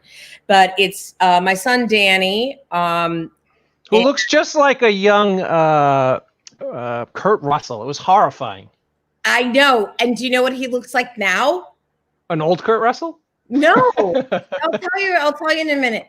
But so it's Danny, Devin, and Paul Rudd and I, and we're in this Jeep, and we've just been through madness and mayhem, but I don't know, we seem weirdly okay. And Daniel Farrens, the writer of the movie, calls it the Marianne, Paul, and Danny go off for a Happy Meal, to McDonald's in our Jeep. But anyway, so I say we're freezing. I mean, it's 20 below zero. We had these, hand warmers, and we put them on our kidneys, and it was just I've never been so cold in my life than I was in November of 1994 in Salt Lake City. So the last line I say, "Will you come with us?" And I'm looking out the window, and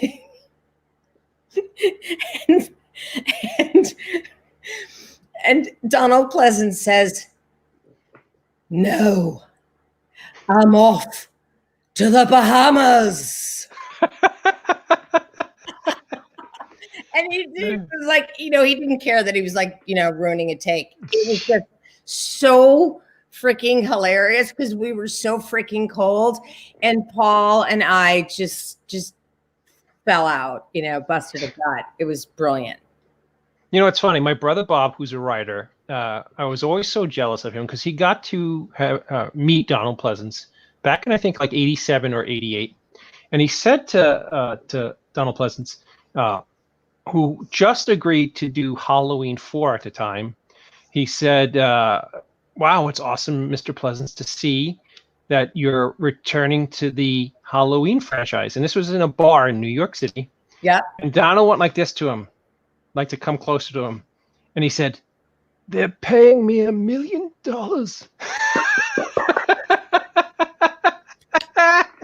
Yeah, I mean, of course.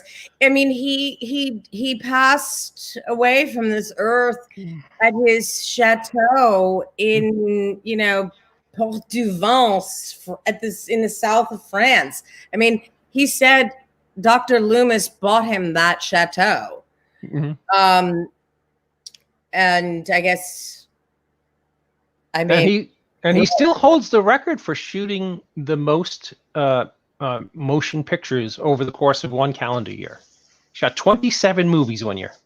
What? I didn't know that. He does. Yeah, yep. He holds that record. It's one of those weird, quirky things. He was also in the military and had an unbelievable record of killing Nazis in World War II. So I think that's kind of epic too. Right. Yeah.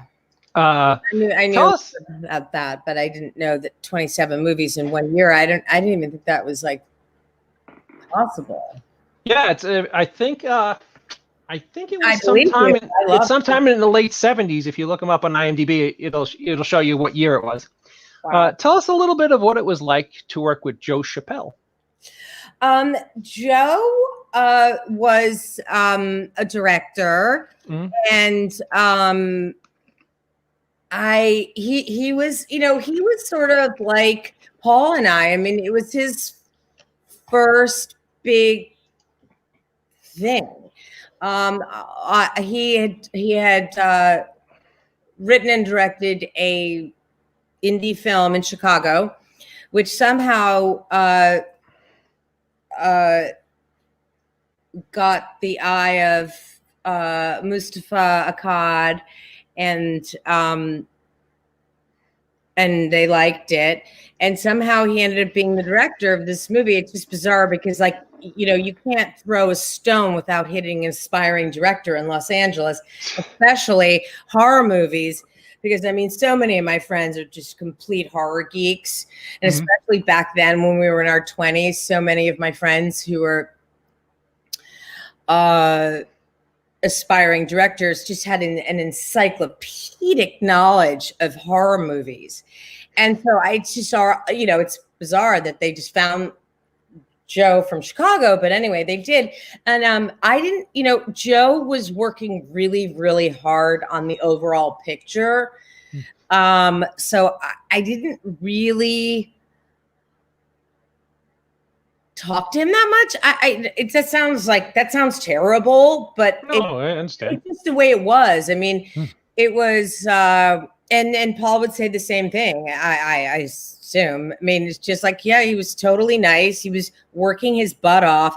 And, as a director, you're working a lot harder than the actors are because you're dealing with everything. And he was trying to impress the Weinsteins, Bob Weinstein and Miramax and Dimension. And So yeah, he was a really nice guy, but I didn't, you say like, what was it like working with him?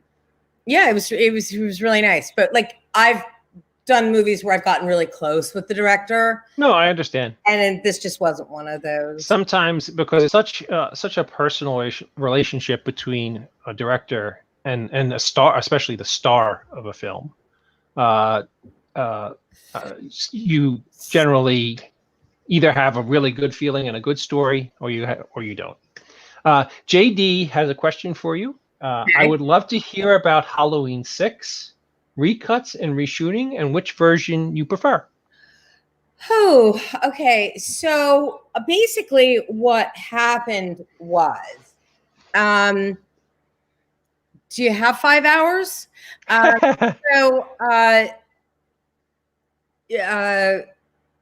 script that Daniel Farrens wrote was really brilliant, and it really took Halloween 6 back to Halloween 1. And it was super smart. And every actor in their 20s wanted the parts that Paul and I got. It was just like everyone auditioned for it, and everyone wanted them because they were really, really well written. And Donald Pleasance was in it, and it was good to go. And we got a huge snowstorm the second day of shooting in Salt Lake City, and that set back a lot. And so they were hosing down lawns and trying to find leaves to like dry and fluff up, and the poor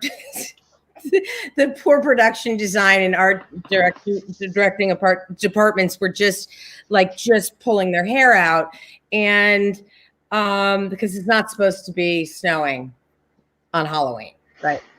And so we got behind, and so the original, what we shot in Salt Lake City in 5 weeks, a lot of pages had to be just ripped out of the script. A lot of them, I might say, Kara scenes. Like I was a much more proactive character. Like I went to the library in the basement of this college. I looked up Thorne myself. So when I met Paul's character, when I met Tommy Doyle, I was like, I know all about Thorne. And we were like, Thorne. And it wasn't like me being like holding a baby and looking over his shoulder and being like, wow, how did you find out about Thorne? It was, my character was much more active and, smart and all that stuff. And so a lot had to be ripped out. And then that spring, we all got invited to a cast and crew screening. And this was the final, this was like the movie. And we saw it, and Daniel Farrens the writer has been interviewed about it. And he said it was like really kind of a bummer which is the producer's cut, by the way. And he said, it was odd because it was a little disappointing because the ending wasn't what it was supposed to be, but we ran out of time. And I remember being on set at like 2:30 in the morning and them calling New York and begging Bob Weinstein for one more day of shooting. Just give us one more day of shooting. And he said, no, unequivocally no. So we had to shoot an ending, and it didn't quite work, but it was what it was. Okay.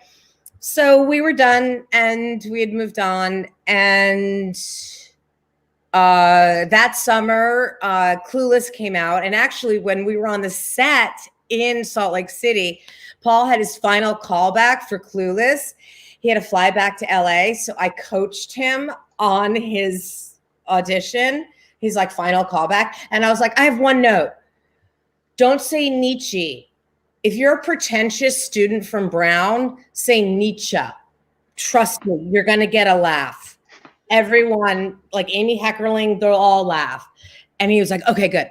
And then he got back and we were like, how'd it go? And he was like, I said Nietzsche, and they laughed. And I was like, yes. And then he found out he got Clueless. And then Clueless came out that summer of 95. So, like, before Halloween 6 was coming out. So everyone, he was doing great. And then we get a call. They want you to come back to do a week of reshoots for Halloween 6. And we were like, what? That movie is done. Like, it's in the can. We were there at the cast and crew screening. And we were told that Dimension did just a screening of like basically 14-year-old boys is what I was told. And, they do the cards, they write out like what they thought of it. And they said, the kills suck and the ending sucks. So we were brought back to do 1 week of reshoots in Los Angeles, not Salt Lake City. So everything else was going to have to be matched and blah, blah, blah. And so the notes were every kill has to go from a 1 to a 10, and the ending has to be completely different.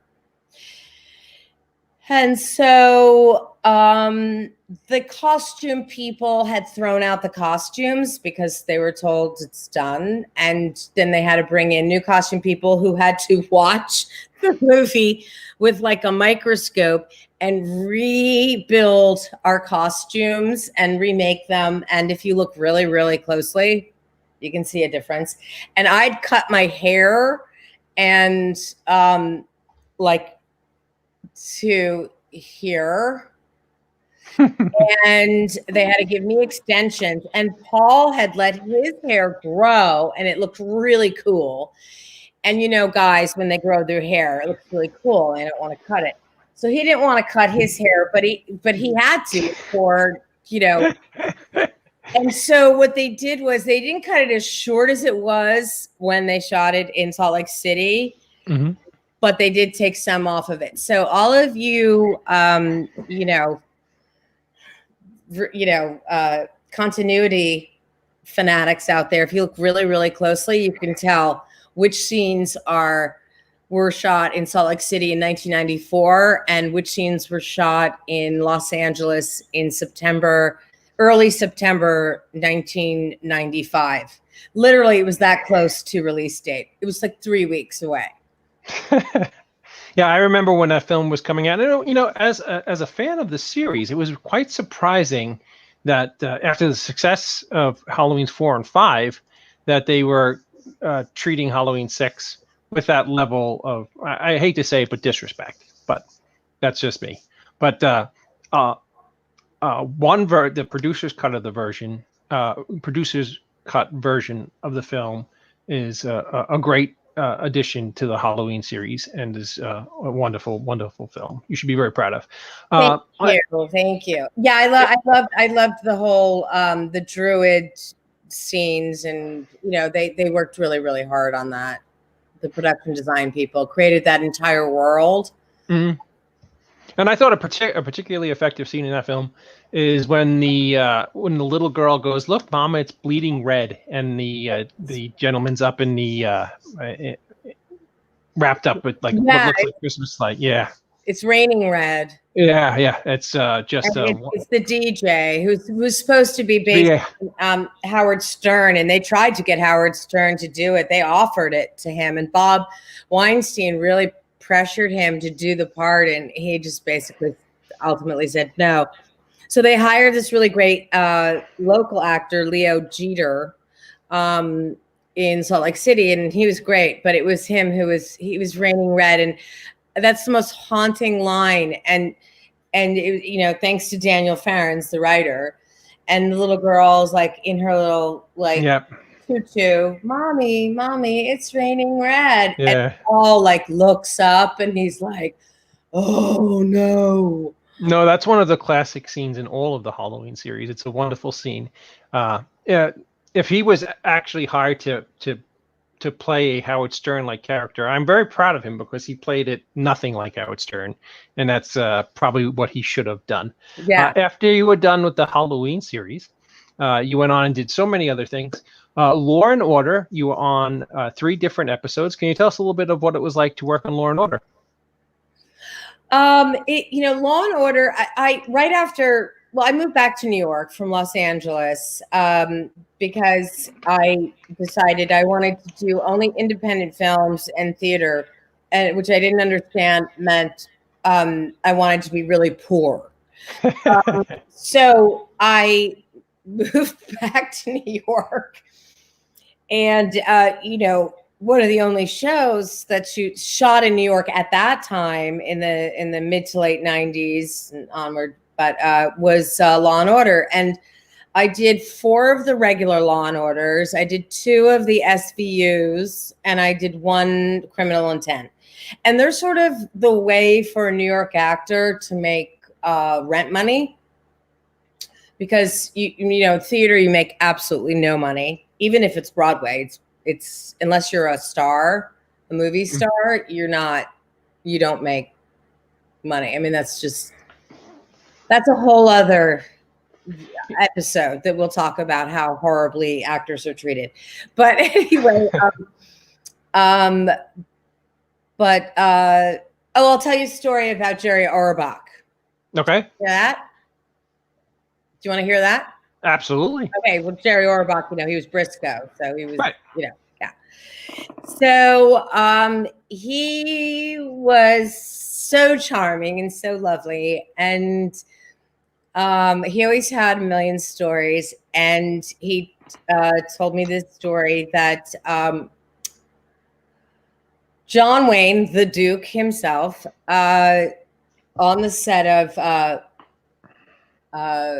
it was a movie. It was about Jesus Christ. I think it was Man of God or something. And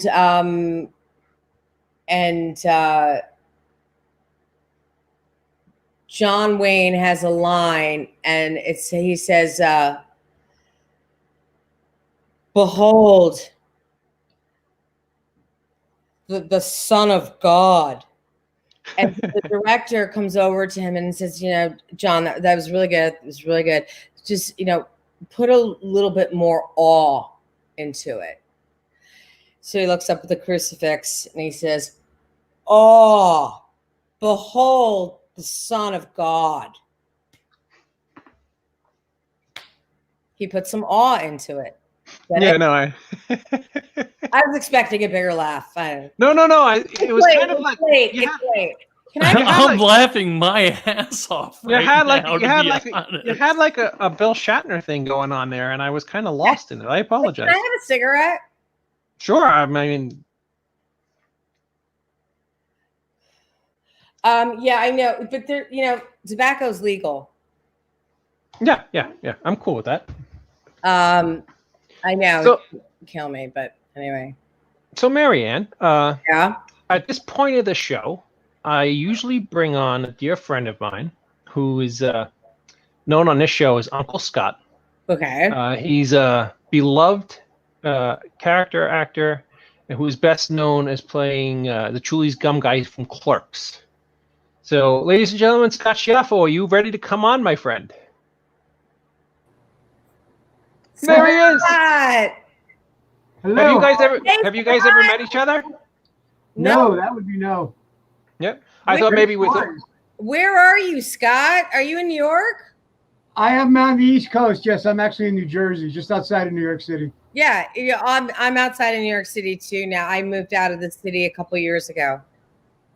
Just to give you an idea, Marianne, Scott and I have been friends for close to a decade now. We're very, very dear friends. He's done 2 of my films. He's about to start on his 3rd, which he doesn't know yet. Is it actually for me? Hello. You know what, Marianne? I would be one line. Give me one. Marianne, if you are willing to do a film of mine, I will actually write a part for you, and I will be honored to work with you. Bring it on. Yeah. Oh, I'm hoping to work with Mr. Schiaffo and yourself. and Buddy. And Joe Ridgely. and Bill And Sadler Ridgely. and Joe Ridgely. I actually thinking Joe Ridgely can play Joe Pumpkinhead. loves It'd be awesome. Tell, because I'm making it real here. I'm bringing it back to the 90s when everybody smoked. Everyone who was creative smoked. And if you didn't, you weren't cool. Let me tell you how much I love her. So, Mr. Schiaffo, do you have any questions for our lovely and sweet guest, or did I cover everything? No, you covered a great deal of ground, and I love the stories, especially the Donald Pleasant Brandon, stories. folks. I just saw Brandon says, and me. Yeah, When baby. When We're this show, good people, right? Mother Teresa smoked. And that's a fact, by the way. Woohoo! did she? Yes, she did. Well, she was What smoking else did they hot. do in Calcutta? She couldn't drink, and she was tending to all these sick people, so she rolled her own cigarettes. Write a phone voice character for me, David. It's my own network telling me that. I don't know who the hell it is. Aha! Ah, that's George. That's not me. That's not you. Georgie. Can you imagine? I mean, George C. Romero, Marianne Hagan, Scott Schiaffo, all the wonderful, iconic legends we could put now in a silly little opus. Scott, you're brilliant, by the way. Wow! You're a brilliant actor. Thank you Marianne, so much. did you ever see I Vulgar? saw you in Clerks. I didn't see you in Wits End or Vulgar. Sorry, but yeah. No, but your face, you've got an amazing face. It's very memorable. And, you know, you're just one of those. You're the real deal. You're the real deal. Wow! I'm gobsmacked. That's really sweet. Thank you so much. He's You kind- know what my friends will tell you, I only speak the truth. He's kind of like Michael Imperioli without all that talent baggage. Oh!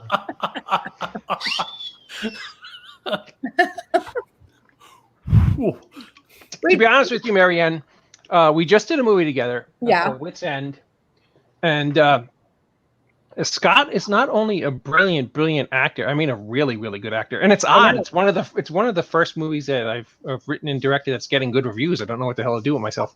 Where can I see it?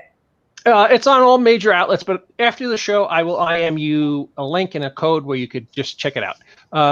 But he's a wonderful, wonderful musician. He scores motion pictures, and he's just a overwhelmingly nice guy. Unlike those other cats from Clerks, which are pretty much all just hacks. Scott's really the real deal. Exactly. Yeah. But he's a Renaissance man. Oh, God, my head is blowing up here. Let it in. Let it in. Let it in, Scott. Bring it in. Very nice. Thank you so much. But no, you had some really wonderful anecdotes, and I enjoyed all of the ground you covered with her, David. Great job. Yes. All kidding aside, Marianne, and please take this for what it's worth. I've been married for close to 30 years now. I'm a sad middle-aged man, but I will tell you, when I was a kid, I was much, of course, when Halloween 6 came out, I was much younger. I had the biggest crush on you, and I was so excited to have you on my show tonight. So as that little 20-something, I guess it was maybe, would you say it was 25 years ago? 25 years ago. So that goofy little, this month. that 25-year-old kid who saw you in that movie is beaming out of me right now. So I apologize ahead of time if I'm goofy, because like you're the cat's me out of me, and I would love to work with you.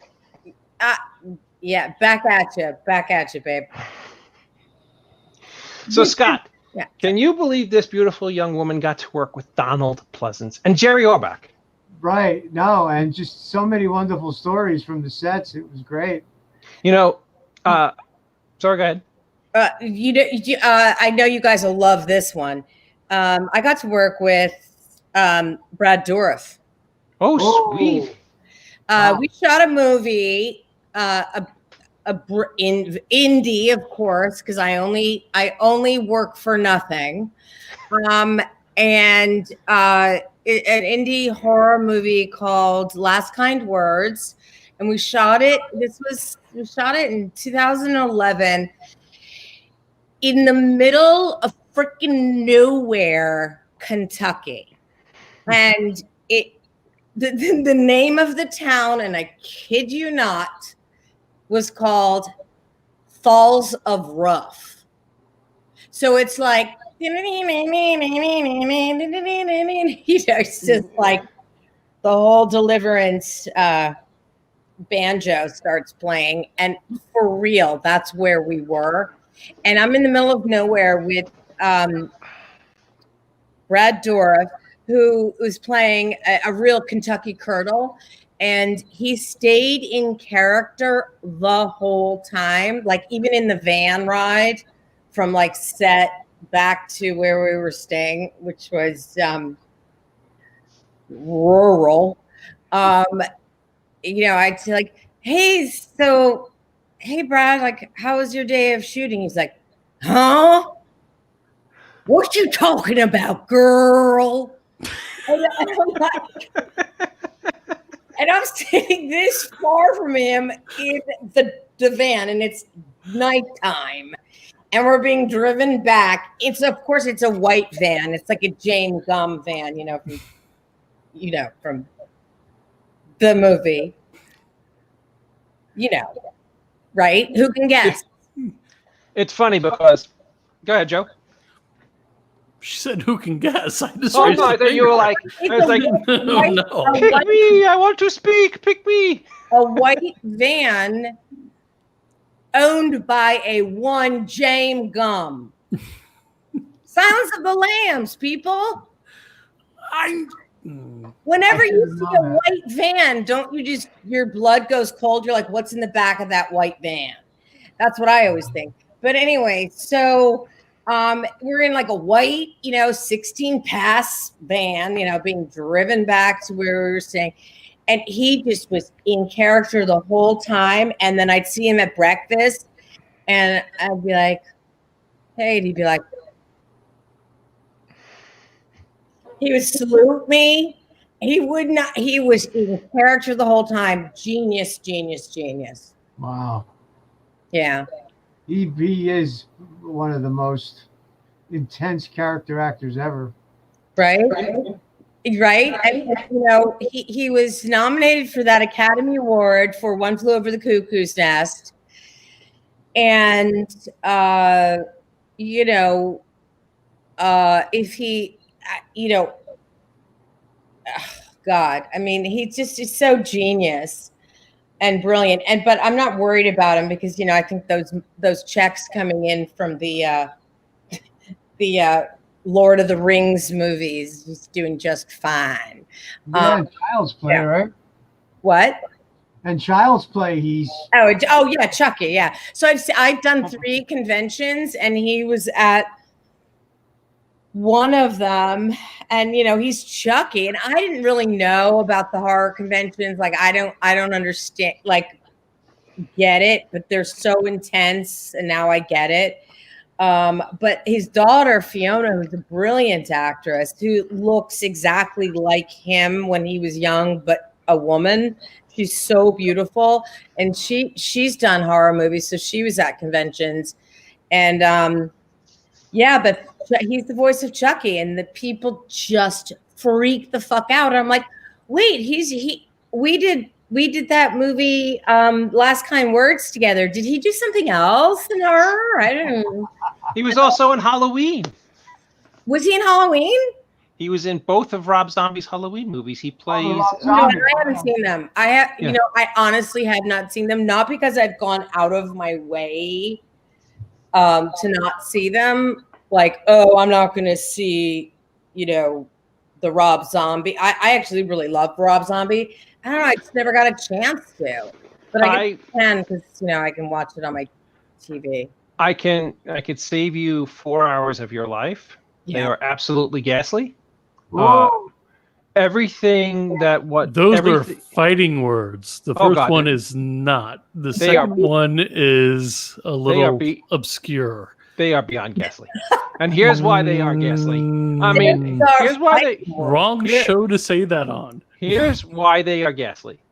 Don't get me wrong. It's not because I'm being a snob or any reason.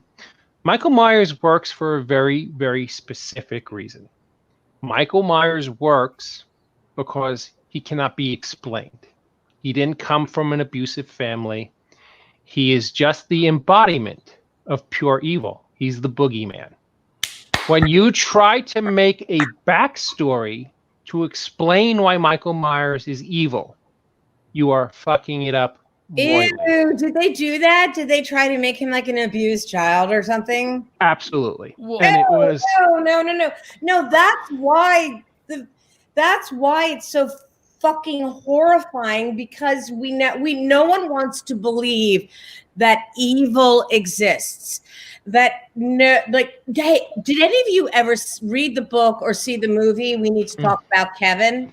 Oh yeah, that's a riveting movie. I haven't seen that one.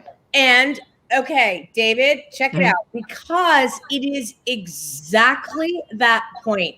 We try to psychoanalyze kids who have bad behavior. And this book made into a movie with Tilda Swinton and he's such a brilliant actor, John C. Phillips. This baby, Kevin, is born, and this baby something is really wrong from moment one. And you just got to watch it. But it absolutely sort of explores that idea of, you know what, sometimes someone is just born fucking pure evil. Right. And there's just no, environmental reason. They weren't abused as a child. They don't have nothing, happened in utero. It's just wrong. And I'm not going to give anything away. I want you to watch the movie, because it's heavy, man. No, I get it. No, Joe, are you still there?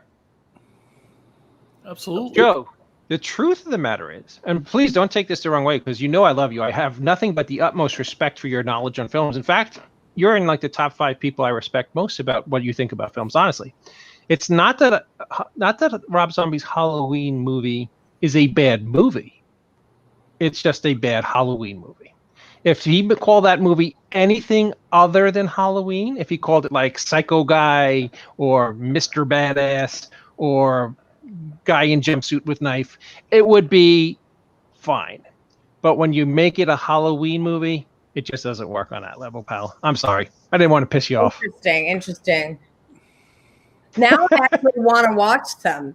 Yep. I want to see, like, why would you do that? Because that was, it depends on what he's referring to, though. And if you haven't seen it, then it's difficult to discuss. Well, I mean, would you agree that Michael Myers in the Rob Zombies movies, his family, which you are introduced to for the first 30 minutes of the film, is repulsive? As is the first Halloween movie, no? No, you don't meet his family at all. Not at all. He's in with a babysitter. Yeah. And you see him put on the mask, the eyes, saying, and he stabs her, and then he comes out of the house. That's what I'm referring to. Okay, so he wears the mask. He does kills the babysitter. Yeah, right. And you never actually meet his mom. As a little boy, right. So as a clown, and one night on Halloween, Michael Myers killed his sister, and she's having sex with a guy, so that automatically sets up this puritanical idea of you have sex, you die. There's a lot of themes in horror movies. It's taught on college campuses now. I mean, Jason does the same thing, and absolutely. Like I knew, everyone was like, "Did you die in the movie?" I was like, "No, as a matter of fact, I didn't, because I wasn't naked and I didn't have sex." So of course, and my underwear was white, so I was pure. I was pure. So Michael wasn't going to touch me. And Michael loved, we had like a thing, and everyone was like, why didn't you do Halloween 7? And it's like, Paul Rudd and I, we were like, we had to like decide if we're going to sign to do Halloween 7, and we did. And then we were laughing so hard because when it came to doing it, they didn't want us. It was like a whole new Halloween. And we were like, oh my God. Can you believe, they didn't want, what? We didn't want to do it, but now that they don't want us, we want to do it. So yeah. Yeah, 7 was H2O, where they went back to Jamie Lee Curtis's. It was almost they even tried to make it a different storyline because Donald Pleasance had passed away between the two films. Yeah, I mean, Jamie Lee Curtis really, for a long time, I'll be right back. She didn't like the idea that Halloween turned her into a quote unquote scream queen, and she wanted to be considered a serious actress. And she didn't want to talk about the Halloween movies in any of her interviews. And so then when Halloween 7 came along and she was signed up, and it was now Dimension, it was like a full on thing, because Halloween 6 was the very first movie that Dimension did as a company. It was a satellite of Miramax, and it was focused only on sci-fi and horror. The first thing they did was buy the Halloween franchise because they were really smart, because they knew they would make money. And so then they revamped the whole thing. And then when she was interviewed, she said, yeah, I know I said I'd never do this ever again, but I've got 2 kids to put through college. So, because they were going to pay her a lot of freaking money. And now with the Me Too thing, she kind of used it as this, power thing. And, go for it. Do it. David, are you frozen? Anyone responding, or am I think David's frozen. Oh. Yeah. Hello, David. Hello. Dave. Oh my gosh, it's just you and I. Oh, Scott, wait, you look like you're in a bar. What is that light behind you?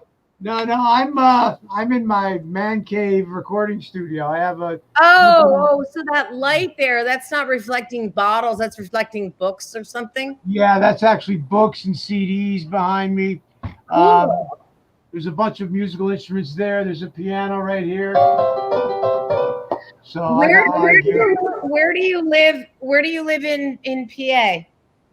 I'm in Jersey, actually. I'm in Jersey.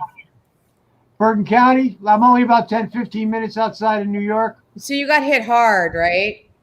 With COVID? It hasn't been great. No, it's been... No, I mean back when it was, it was Union County, Bergen County, Westchester County, New York City. It was horrible, right? March and April. Hi. I'm so sorry. Did that happen to only me, or did everybody disappear? No, you were frozen on us. No, my apologies. Scott and I are getting married now. Sweet. You know what? I thought you crazy kids would hit it off. I'm the pallbearer. No, wait a minute. I'm sorry. Ring bearer. Pallbearer. See, this sucks. Now tomorrow I have to sit back and watch the replay to see what horrible things you guys said about me. No, we didn't say anything. No, we didn't at all. We talked about other things. Don't lie to him. In fact, it took a few moments because we thought you were in a pensive thought. And no. We realized you were frozen. Well, Scott, you know me for a long time now. You know me and thought never really come in the same sentence. Go ahead, go on. You guys can continue. I'll just sit back and watch. You weren't gone that long. You know, Marianne, this is like the 27th episode that we've done. It's the first time that's happened. And you were the first guest that I had to cancel. You may be cursed.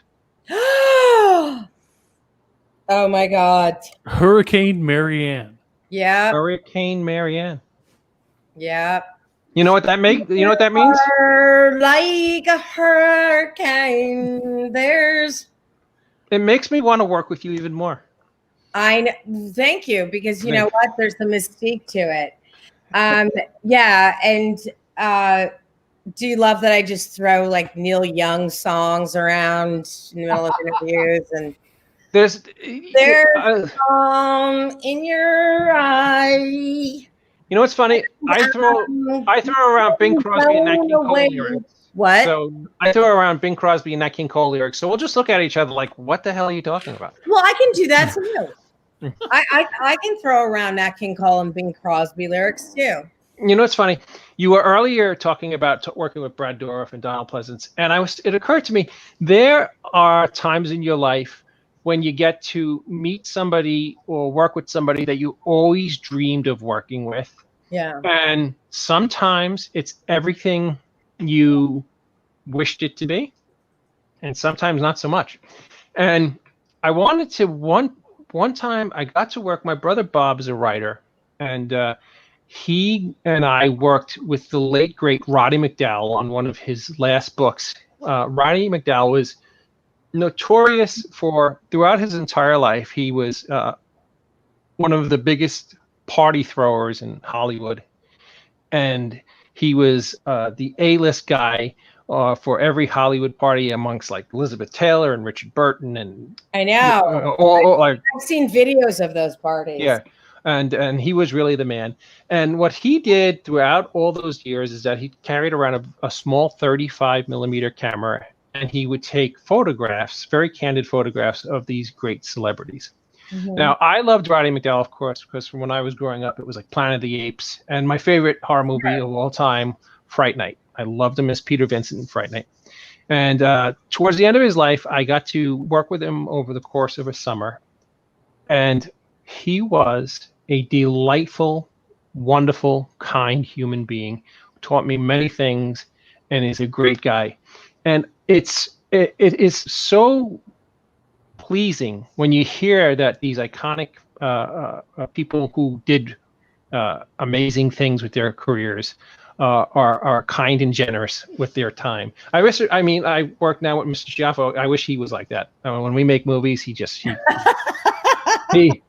he's mean to craft people. He's mean to Crafty. Yeah, you can't be mean to Crafty. He beat up the cinematographer in the last movie we did, man, which oddly enough was me. And but when you hear those stories, it's really fantastic to hear like Donald Pleasance and Brad Dourif, that these people were nice. I had the mispleasure of working with Malcolm McDowell once. Weird. It's so weird because when I hear, like, I always think of those two, like they in my brain, those actors are like the same person in a weird way. And I was thinking of Malcolm McDowell. Roddy. Wait, who was this? Roddy McDowall is from Planet of the Apes. No, I know. Yeah. But the one that you were just going to say was Malcolm McDowell. Yeah, exactly. Yes. So tell me.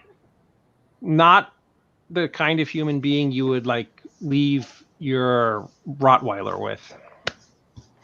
That sucks. Yeah, and I actually adored him in a lot of films. I mean, he was great in that Star Trek's Generations. And what's his big cult iconic film, Scott?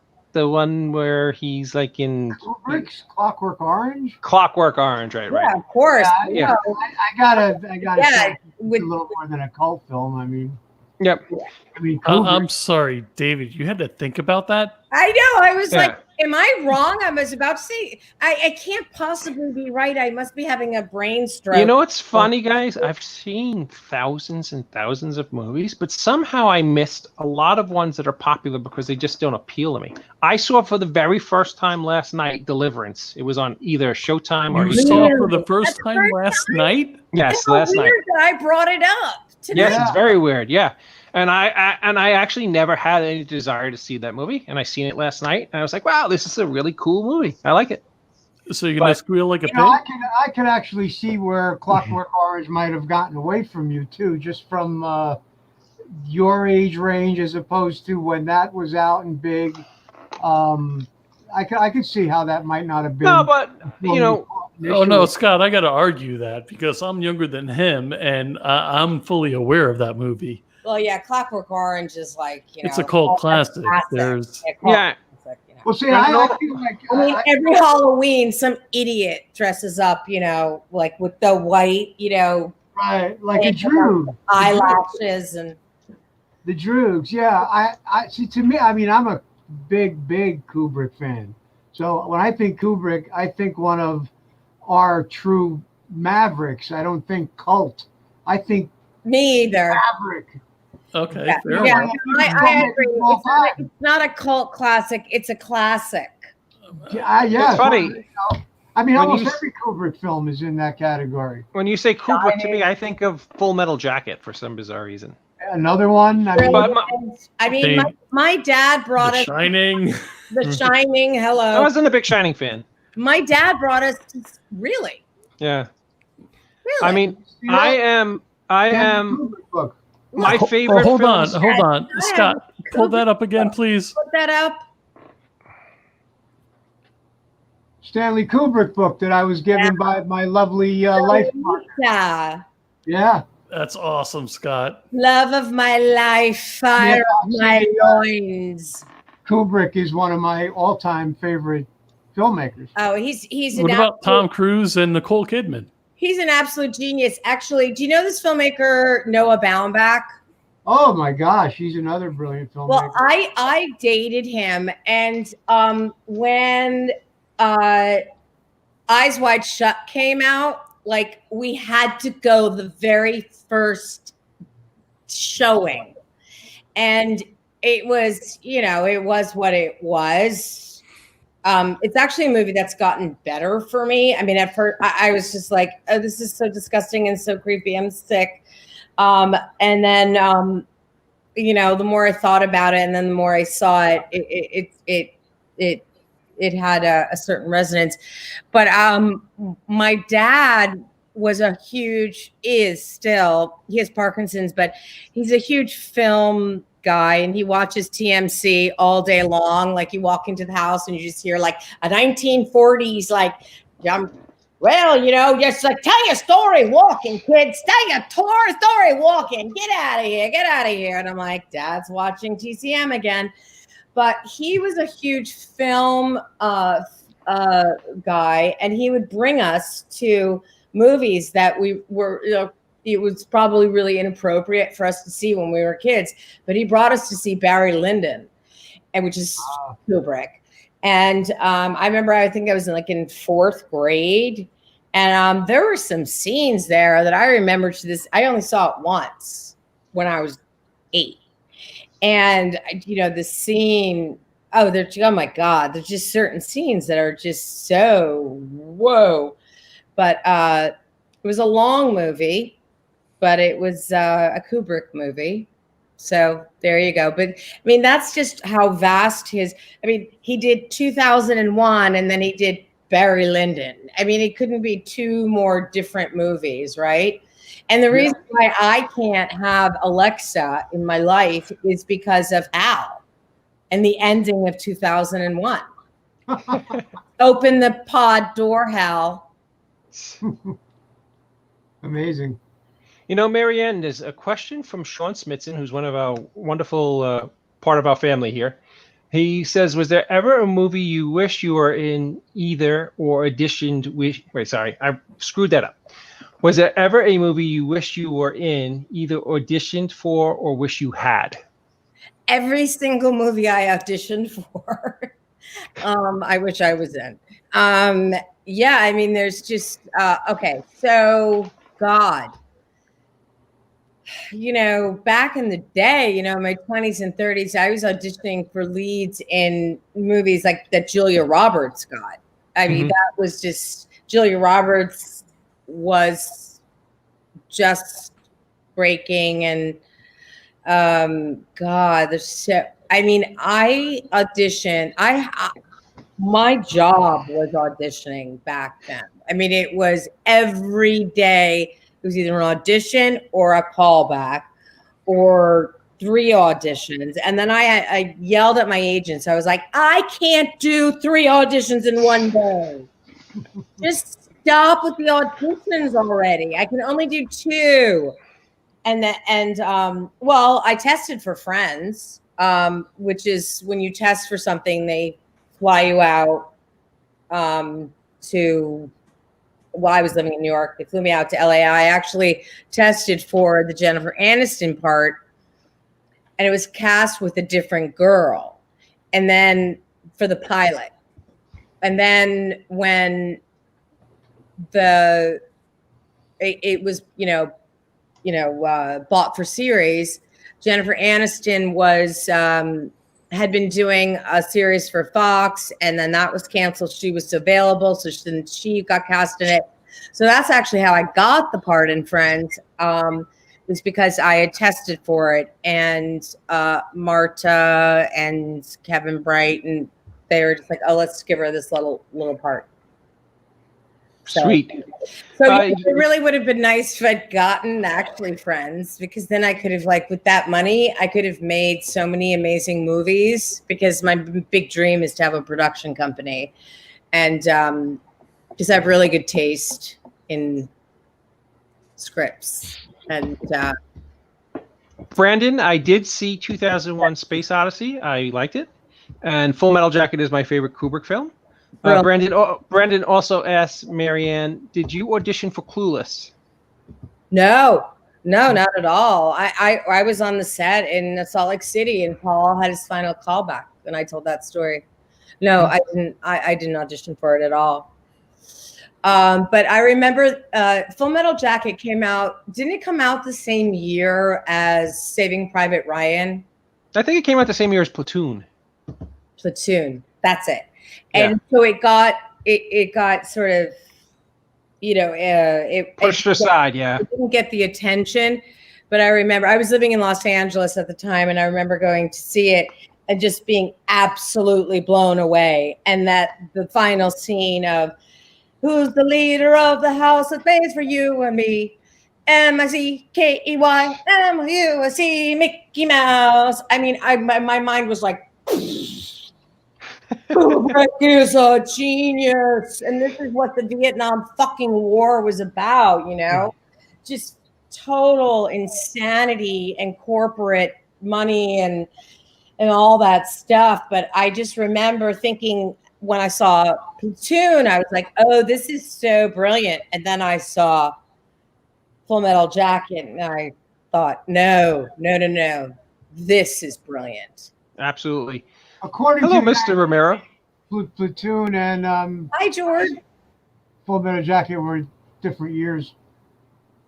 Oh, what years were they? Jacket's 87. And according to the IMDb, Platoon came out in December of '86. It was a Christmas movie. Wait. And Full Metal Jacket came out in January of '87. Right. So I guess there was an overlap. Yeah. Okay, so actually, you know what? I was at Duke, and okay, all right, it's okay. I was actually in college, and I had an amazing professor who he wrote the book on politics and the media. It was literally called Politics and the Media, but his course, it was a year-long course, and we had to study a lot of Kubrick movies and Charlie Chaplin, and he was a genius, this professor, Dr. David L. Palitz. He really changed my life. And that's actually when I saw it. Thank you for reminding me. Kubrick's one of the most prolific filmmakers of all time. Right. Absolutely, hands down. Absolutely, yeah. And on that note, I'm going to let George Romero take over for whatever else I may say, and I have to take my leave now. Okay. So, Marianne, I want to thank you very much for all the wonderful things you said, and thank you for sharing your stories. David, great seeing you. I'm going to talk to you soon. George, let it rip. Scott, great to see you again. Thank you, brother. Great meeting you. Nice meeting you. David, you really just saw Deliverance for the first time? I did. You know what's funny, George? This is going to blow your mind. I spent most of my childhood. My mother was a concert pianist who played at Carnegie Hall, and my brother Bob was one of those people who were born at the wrong time. He's 10 years older, and when I was young, my dad had left and abandoned my family. So my brother Bob became like my father figure to me. And my brother Bob, just to put this into perspective, George, I just turned 50 years old. Mm-hmm. And the very first concert I have ever seen was Bing Crosby. I saw Bing Crosby at Radio City Music Hall in 1977. When he got 3 songs in, I was super excited. He fell into the orchestra pit and died a couple weeks later. Damn. So my brother was my brother is, he's a noted author. You could look up his works, Bob Madison. He brought me up loving things like Bing Crosby, Nat King Cole, and Perry Como. And on films, he brought me up to love things like the Marx Brothers and Frank Capra movies like It's a Wonderful Life and Jimmy Stewart. We studied that in Dr. Palitz's class.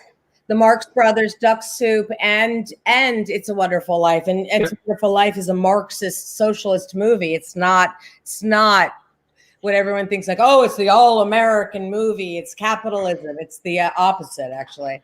Yeah. But go on. And I fell in love with a lot of films from the 30s, the 40s, and even parts of the 50s when other people were watching things like Kubrick and the Godfather movies that are in my age group. I was watching, different movies. So I actually haven't seen The Godfather yet. But I've seen such a wide array of films, and I've seen Kubrick's, a good majority of Kubrick's films. I think he's an amazing director. In fact, I think Kubrick died on the LIE, if I'm not mistaken. That's Pollock. Oh, that's Pollock? Yeah. I knew one of the accident. He was driving out to the Hamptons with his daughter Hannah, and there was a truck in front of them that had a pipe. A pipe, like Final Destination, right? Yeah. That. How did Kubrick pass away? That's questionable. Okay. If I remember. Man, all of a sudden I'm thinking of Harry Chapin on Long Island and Kubrick, and it's interesting because a lot of what Kubrick did, like he went so deep into the stuff that he did, I actually never got to meet him, but I know a couple of folks who met him, and they said that they had the pleasure of going to his place, and it was like when he was working on a movie, he would have stacks of newspapers from the last 30 years and know every story, and it was like somebody investigating a serial killer, and there were all these notes and notebooks and everything, and the guy went so deep into his stuff, and then he started making movies that had messaging in them that was questionable to some folks, and there's a whole conspiracy side of Kubrick as a prolific filmmaker, and this whole thing that he knew stuff that most of us will never know, and that he had access to certain things and people, and so there's a whole theory that he was killed. Oh, okay. For shit he knew, basically. Right. Yeah. Now, no, I've heard that conspiracy theory, and who knows? I mean, I did start to read that his movies went overly long in shooting, over budget, and that he had OCD. And he just had to do another take. I mean, and apparently it drove, what's his name? Tom Cruise. That's his name. That actor, Tom Cruise. Crazy, right? He was the Scientologist, just like, come on, let's just get it right. Let's just do it. Let's look done. Moving on. Checking the gate. Let's move on. And Kubrick just drove him crazy, but he also understood the prestige value that it would offer him to be in a Kubrick film, and with his wife, Nicole Kidman, who's brilliant. And she, of course, was like, fucking get in line. We are doing this Stanley Kubrick movie, and we're going to make it work, even if it takes us 2.5 years to shoot it in London. But yeah, it made sense that like he's obsessive compulsive. And that's why his, schedules always ran long, and he took many takes. It's funny because I'm sorry. And the stacks of newspapers and stuff. Yeah, no, Joe, why were you pointing at me? You were pointing up at me before. George, I thought for a minute you were saying he had a David Carradine style death. No. Oh, God. I do have a really funny David Carradine story, but Can you tell it? I'm not going to tell it on the show. But it was a phenomenal day, and he was a wonderfully, wonderfully funny guy. That's all I have to say, which is isn't what you would think about David Carradine, but he was fucking hysterical. I only heard great things about him, and it's funny when I think of Kubrick movies, and I'm sorry, Joe. When I think of George, I didn't mean Joe. When I think of Kubrick movies, I think of like Full Metal Jacket is like, this is kind of like a weird way to put it, but it's like his most comprehensive and cohesive work. It's like the most well put together and well thought out work. Well, in 87 it was, but you have to remember this guy made movies that defined generations. He made Spartacus. He made then came Clockwork Orange. Then came Barry Lyndon. Then came movies like Full Metal Jacket. I mean, 2001. Like this guy made movies that marked periods of time, not only in the art community, but he had this ability to touch on not necessarily so much a political thing, but he had this ability to touch on sort of where the collective, maybe the intellectual collective was at the time, right?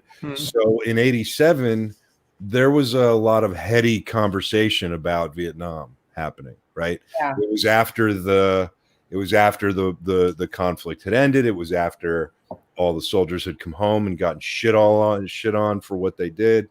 It was after all of that, and it had calmed down to the point where now intellectuals were having conversations about Vietnam, and now here comes Kubrick's movie about it.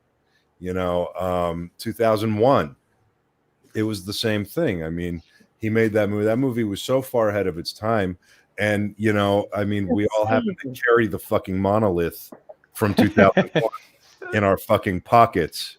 Not me. Right? I won't give in. No, David still has this flip phone, but we all have. We literally exactly that.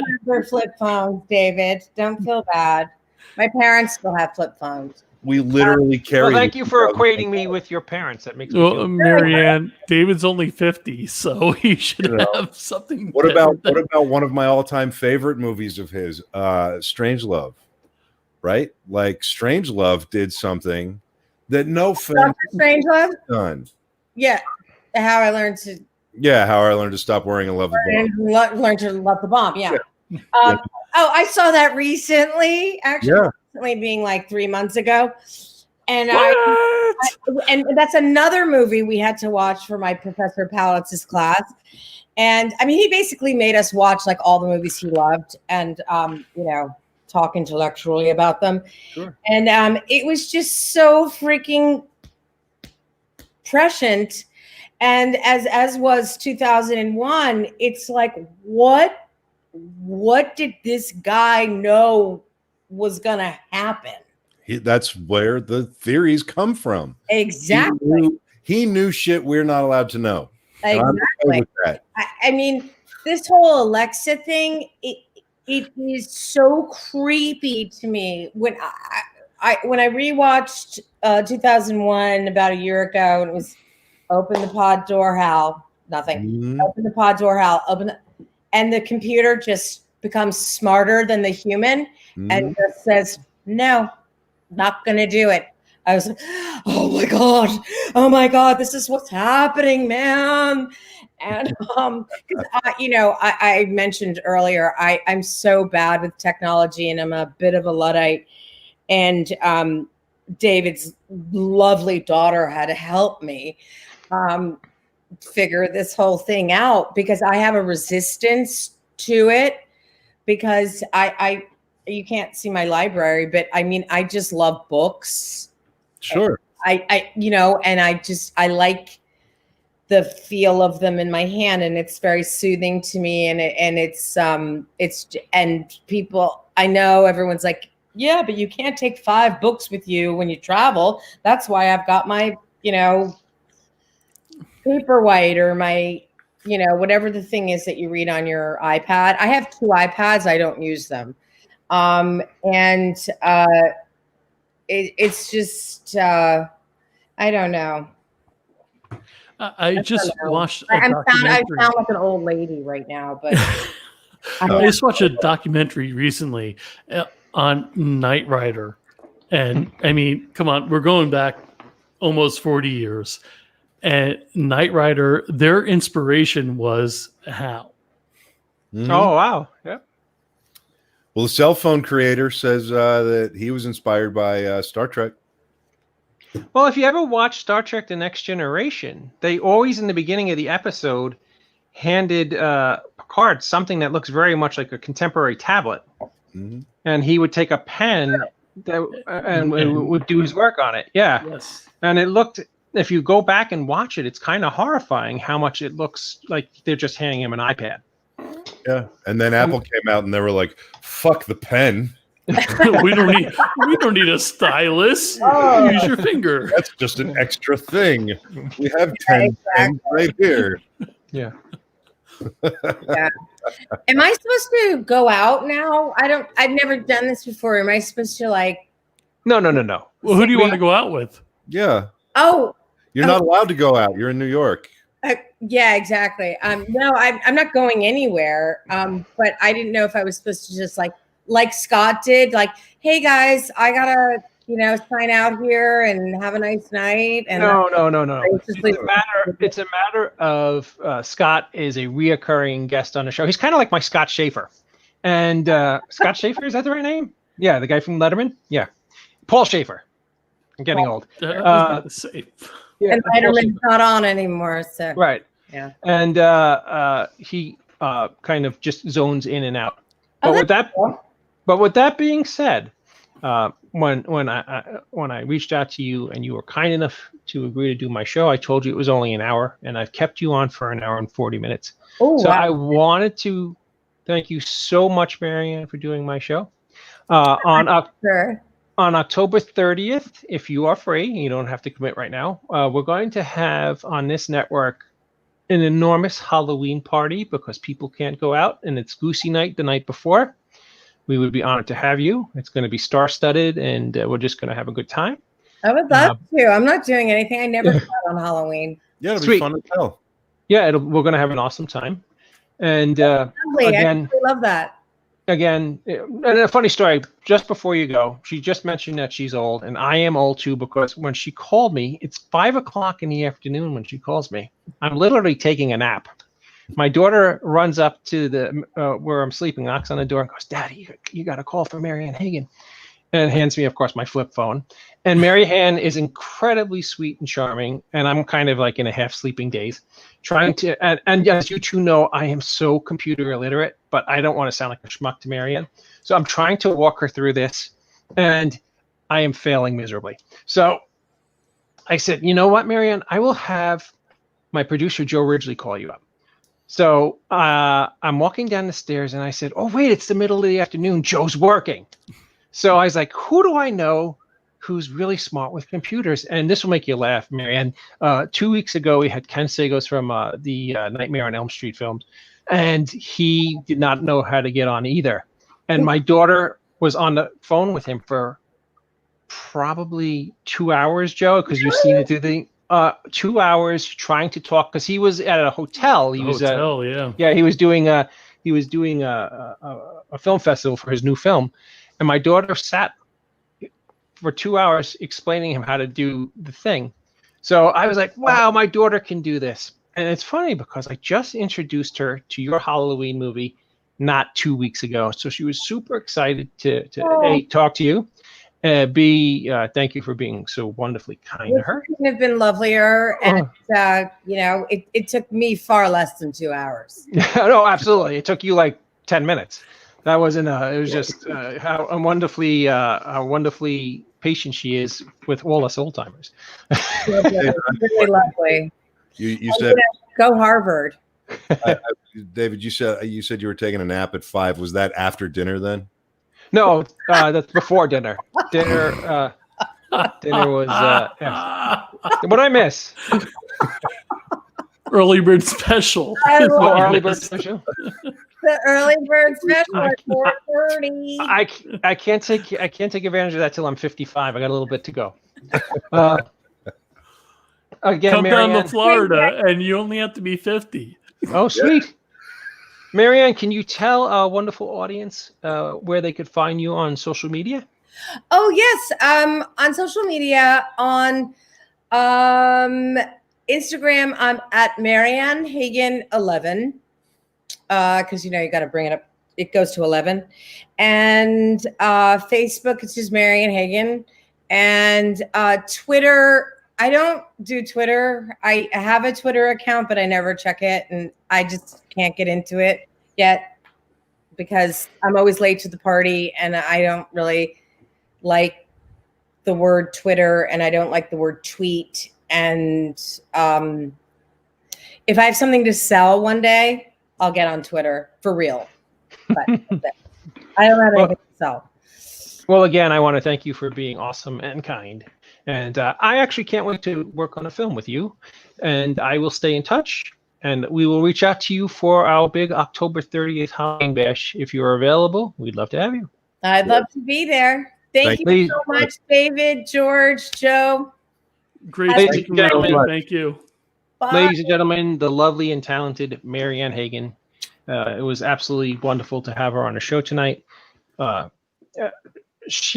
story she told about Donald Pleasance and about Halloween 6, I mean, that's why I love doing this show and watching your show, George, and working with Joe, because it's literally like wonderful conversations that you're eavesdropping on. And you're learning some, I used to like you, Amanda. It's like wonderful conversations that you're eavesdropping on with people who've done some pretty historical stuff. And it's just really wonderful, that we do this show together, that we have fun together, and that the Indie Brigade is just a great big family. I heard you waxing poetic about it earlier on your show, George. And if this is coming off like I'm goofing on you or anything, I'm being 100% sincere. It's so in the world we live in. It's so charming right now, especially in 2020, to be able to sit down and have real conversations with people that are both intelligent, smart, sweet, and that you truly care about. And I think what you guys built here and what you guys were kind enough to let me in on is a wonderful thing. And I can't wait to continue to make it grow and to continue to entertain people with the stuff we do. Well, thanks for saying that, David. That's awesome. And, I can't wait to see where we go with this. It's been such a fucking crazy ride in less than a year. And it's just going to get better and better. And I'm glad you brought up the eavesdropping thing, because I tell a lot of kids that I work with, the best thing you can do in this business, it used to be easier to do this because we were allowed to go outside, but especially living in LA, just going to a coffee shop and sitting there and hanging out, you never know who you're going to be sitting next to or eavesdropping on or overhearing. I got jobs that way. I learned things from people that way. Most of the stuff I learned by just shutting up and listening to people who'd been doing this a lot longer than me. And the fact that you compared it to that is very cool to me, because that's the best way to learn. You don't learn as much as when somebody's sitting there trying to lecture you as you do just sitting at someone's house talking to them. And that's the vibe I think that we've created here. So, and let's be honest, over the month of Halloween on AMC, Halloween 6 will play 72 times. We all know that. Everybody's going to catch it at least once this Halloween season. And if they watch this show tonight with us, they're going to watch it in a different way. They're going to be like, Marianne's funny, she's charming, she's sweet, she's just, you watch things differently now. You learned about Donald Pleasance, and I find that to be an invaluable resource. Yeah. And, a lot of people will watch things, like that, or like anything that they watch with anybody who's been on our show. And absolutely. They watch it differently, but they watch it like, oh, I know that person now. Absolutely. As opposed to, I saw an interview with that person, or they feel like they're watching somebody that they are friends with on some level now. Absolutely. Right. It brings a humanity. It brings a humanity to people in the industry, and we are both. All three of us are very blessed to have some wonderful friends who come on our shows and help us out. I'm going to sign off, and I want both of you guys to stay on as I sign off. And here's the reason: because you guys know what I say every week. I never actually got to say it with the two of you on screen together, because it makes perfect sense. Because do you need me to tell you? No. What happened? I was just playing. No. I wrote it down on a piece of paper and stuck it on my desk. Remember, no man is a failure who has friends. Good night, everybody. Good night.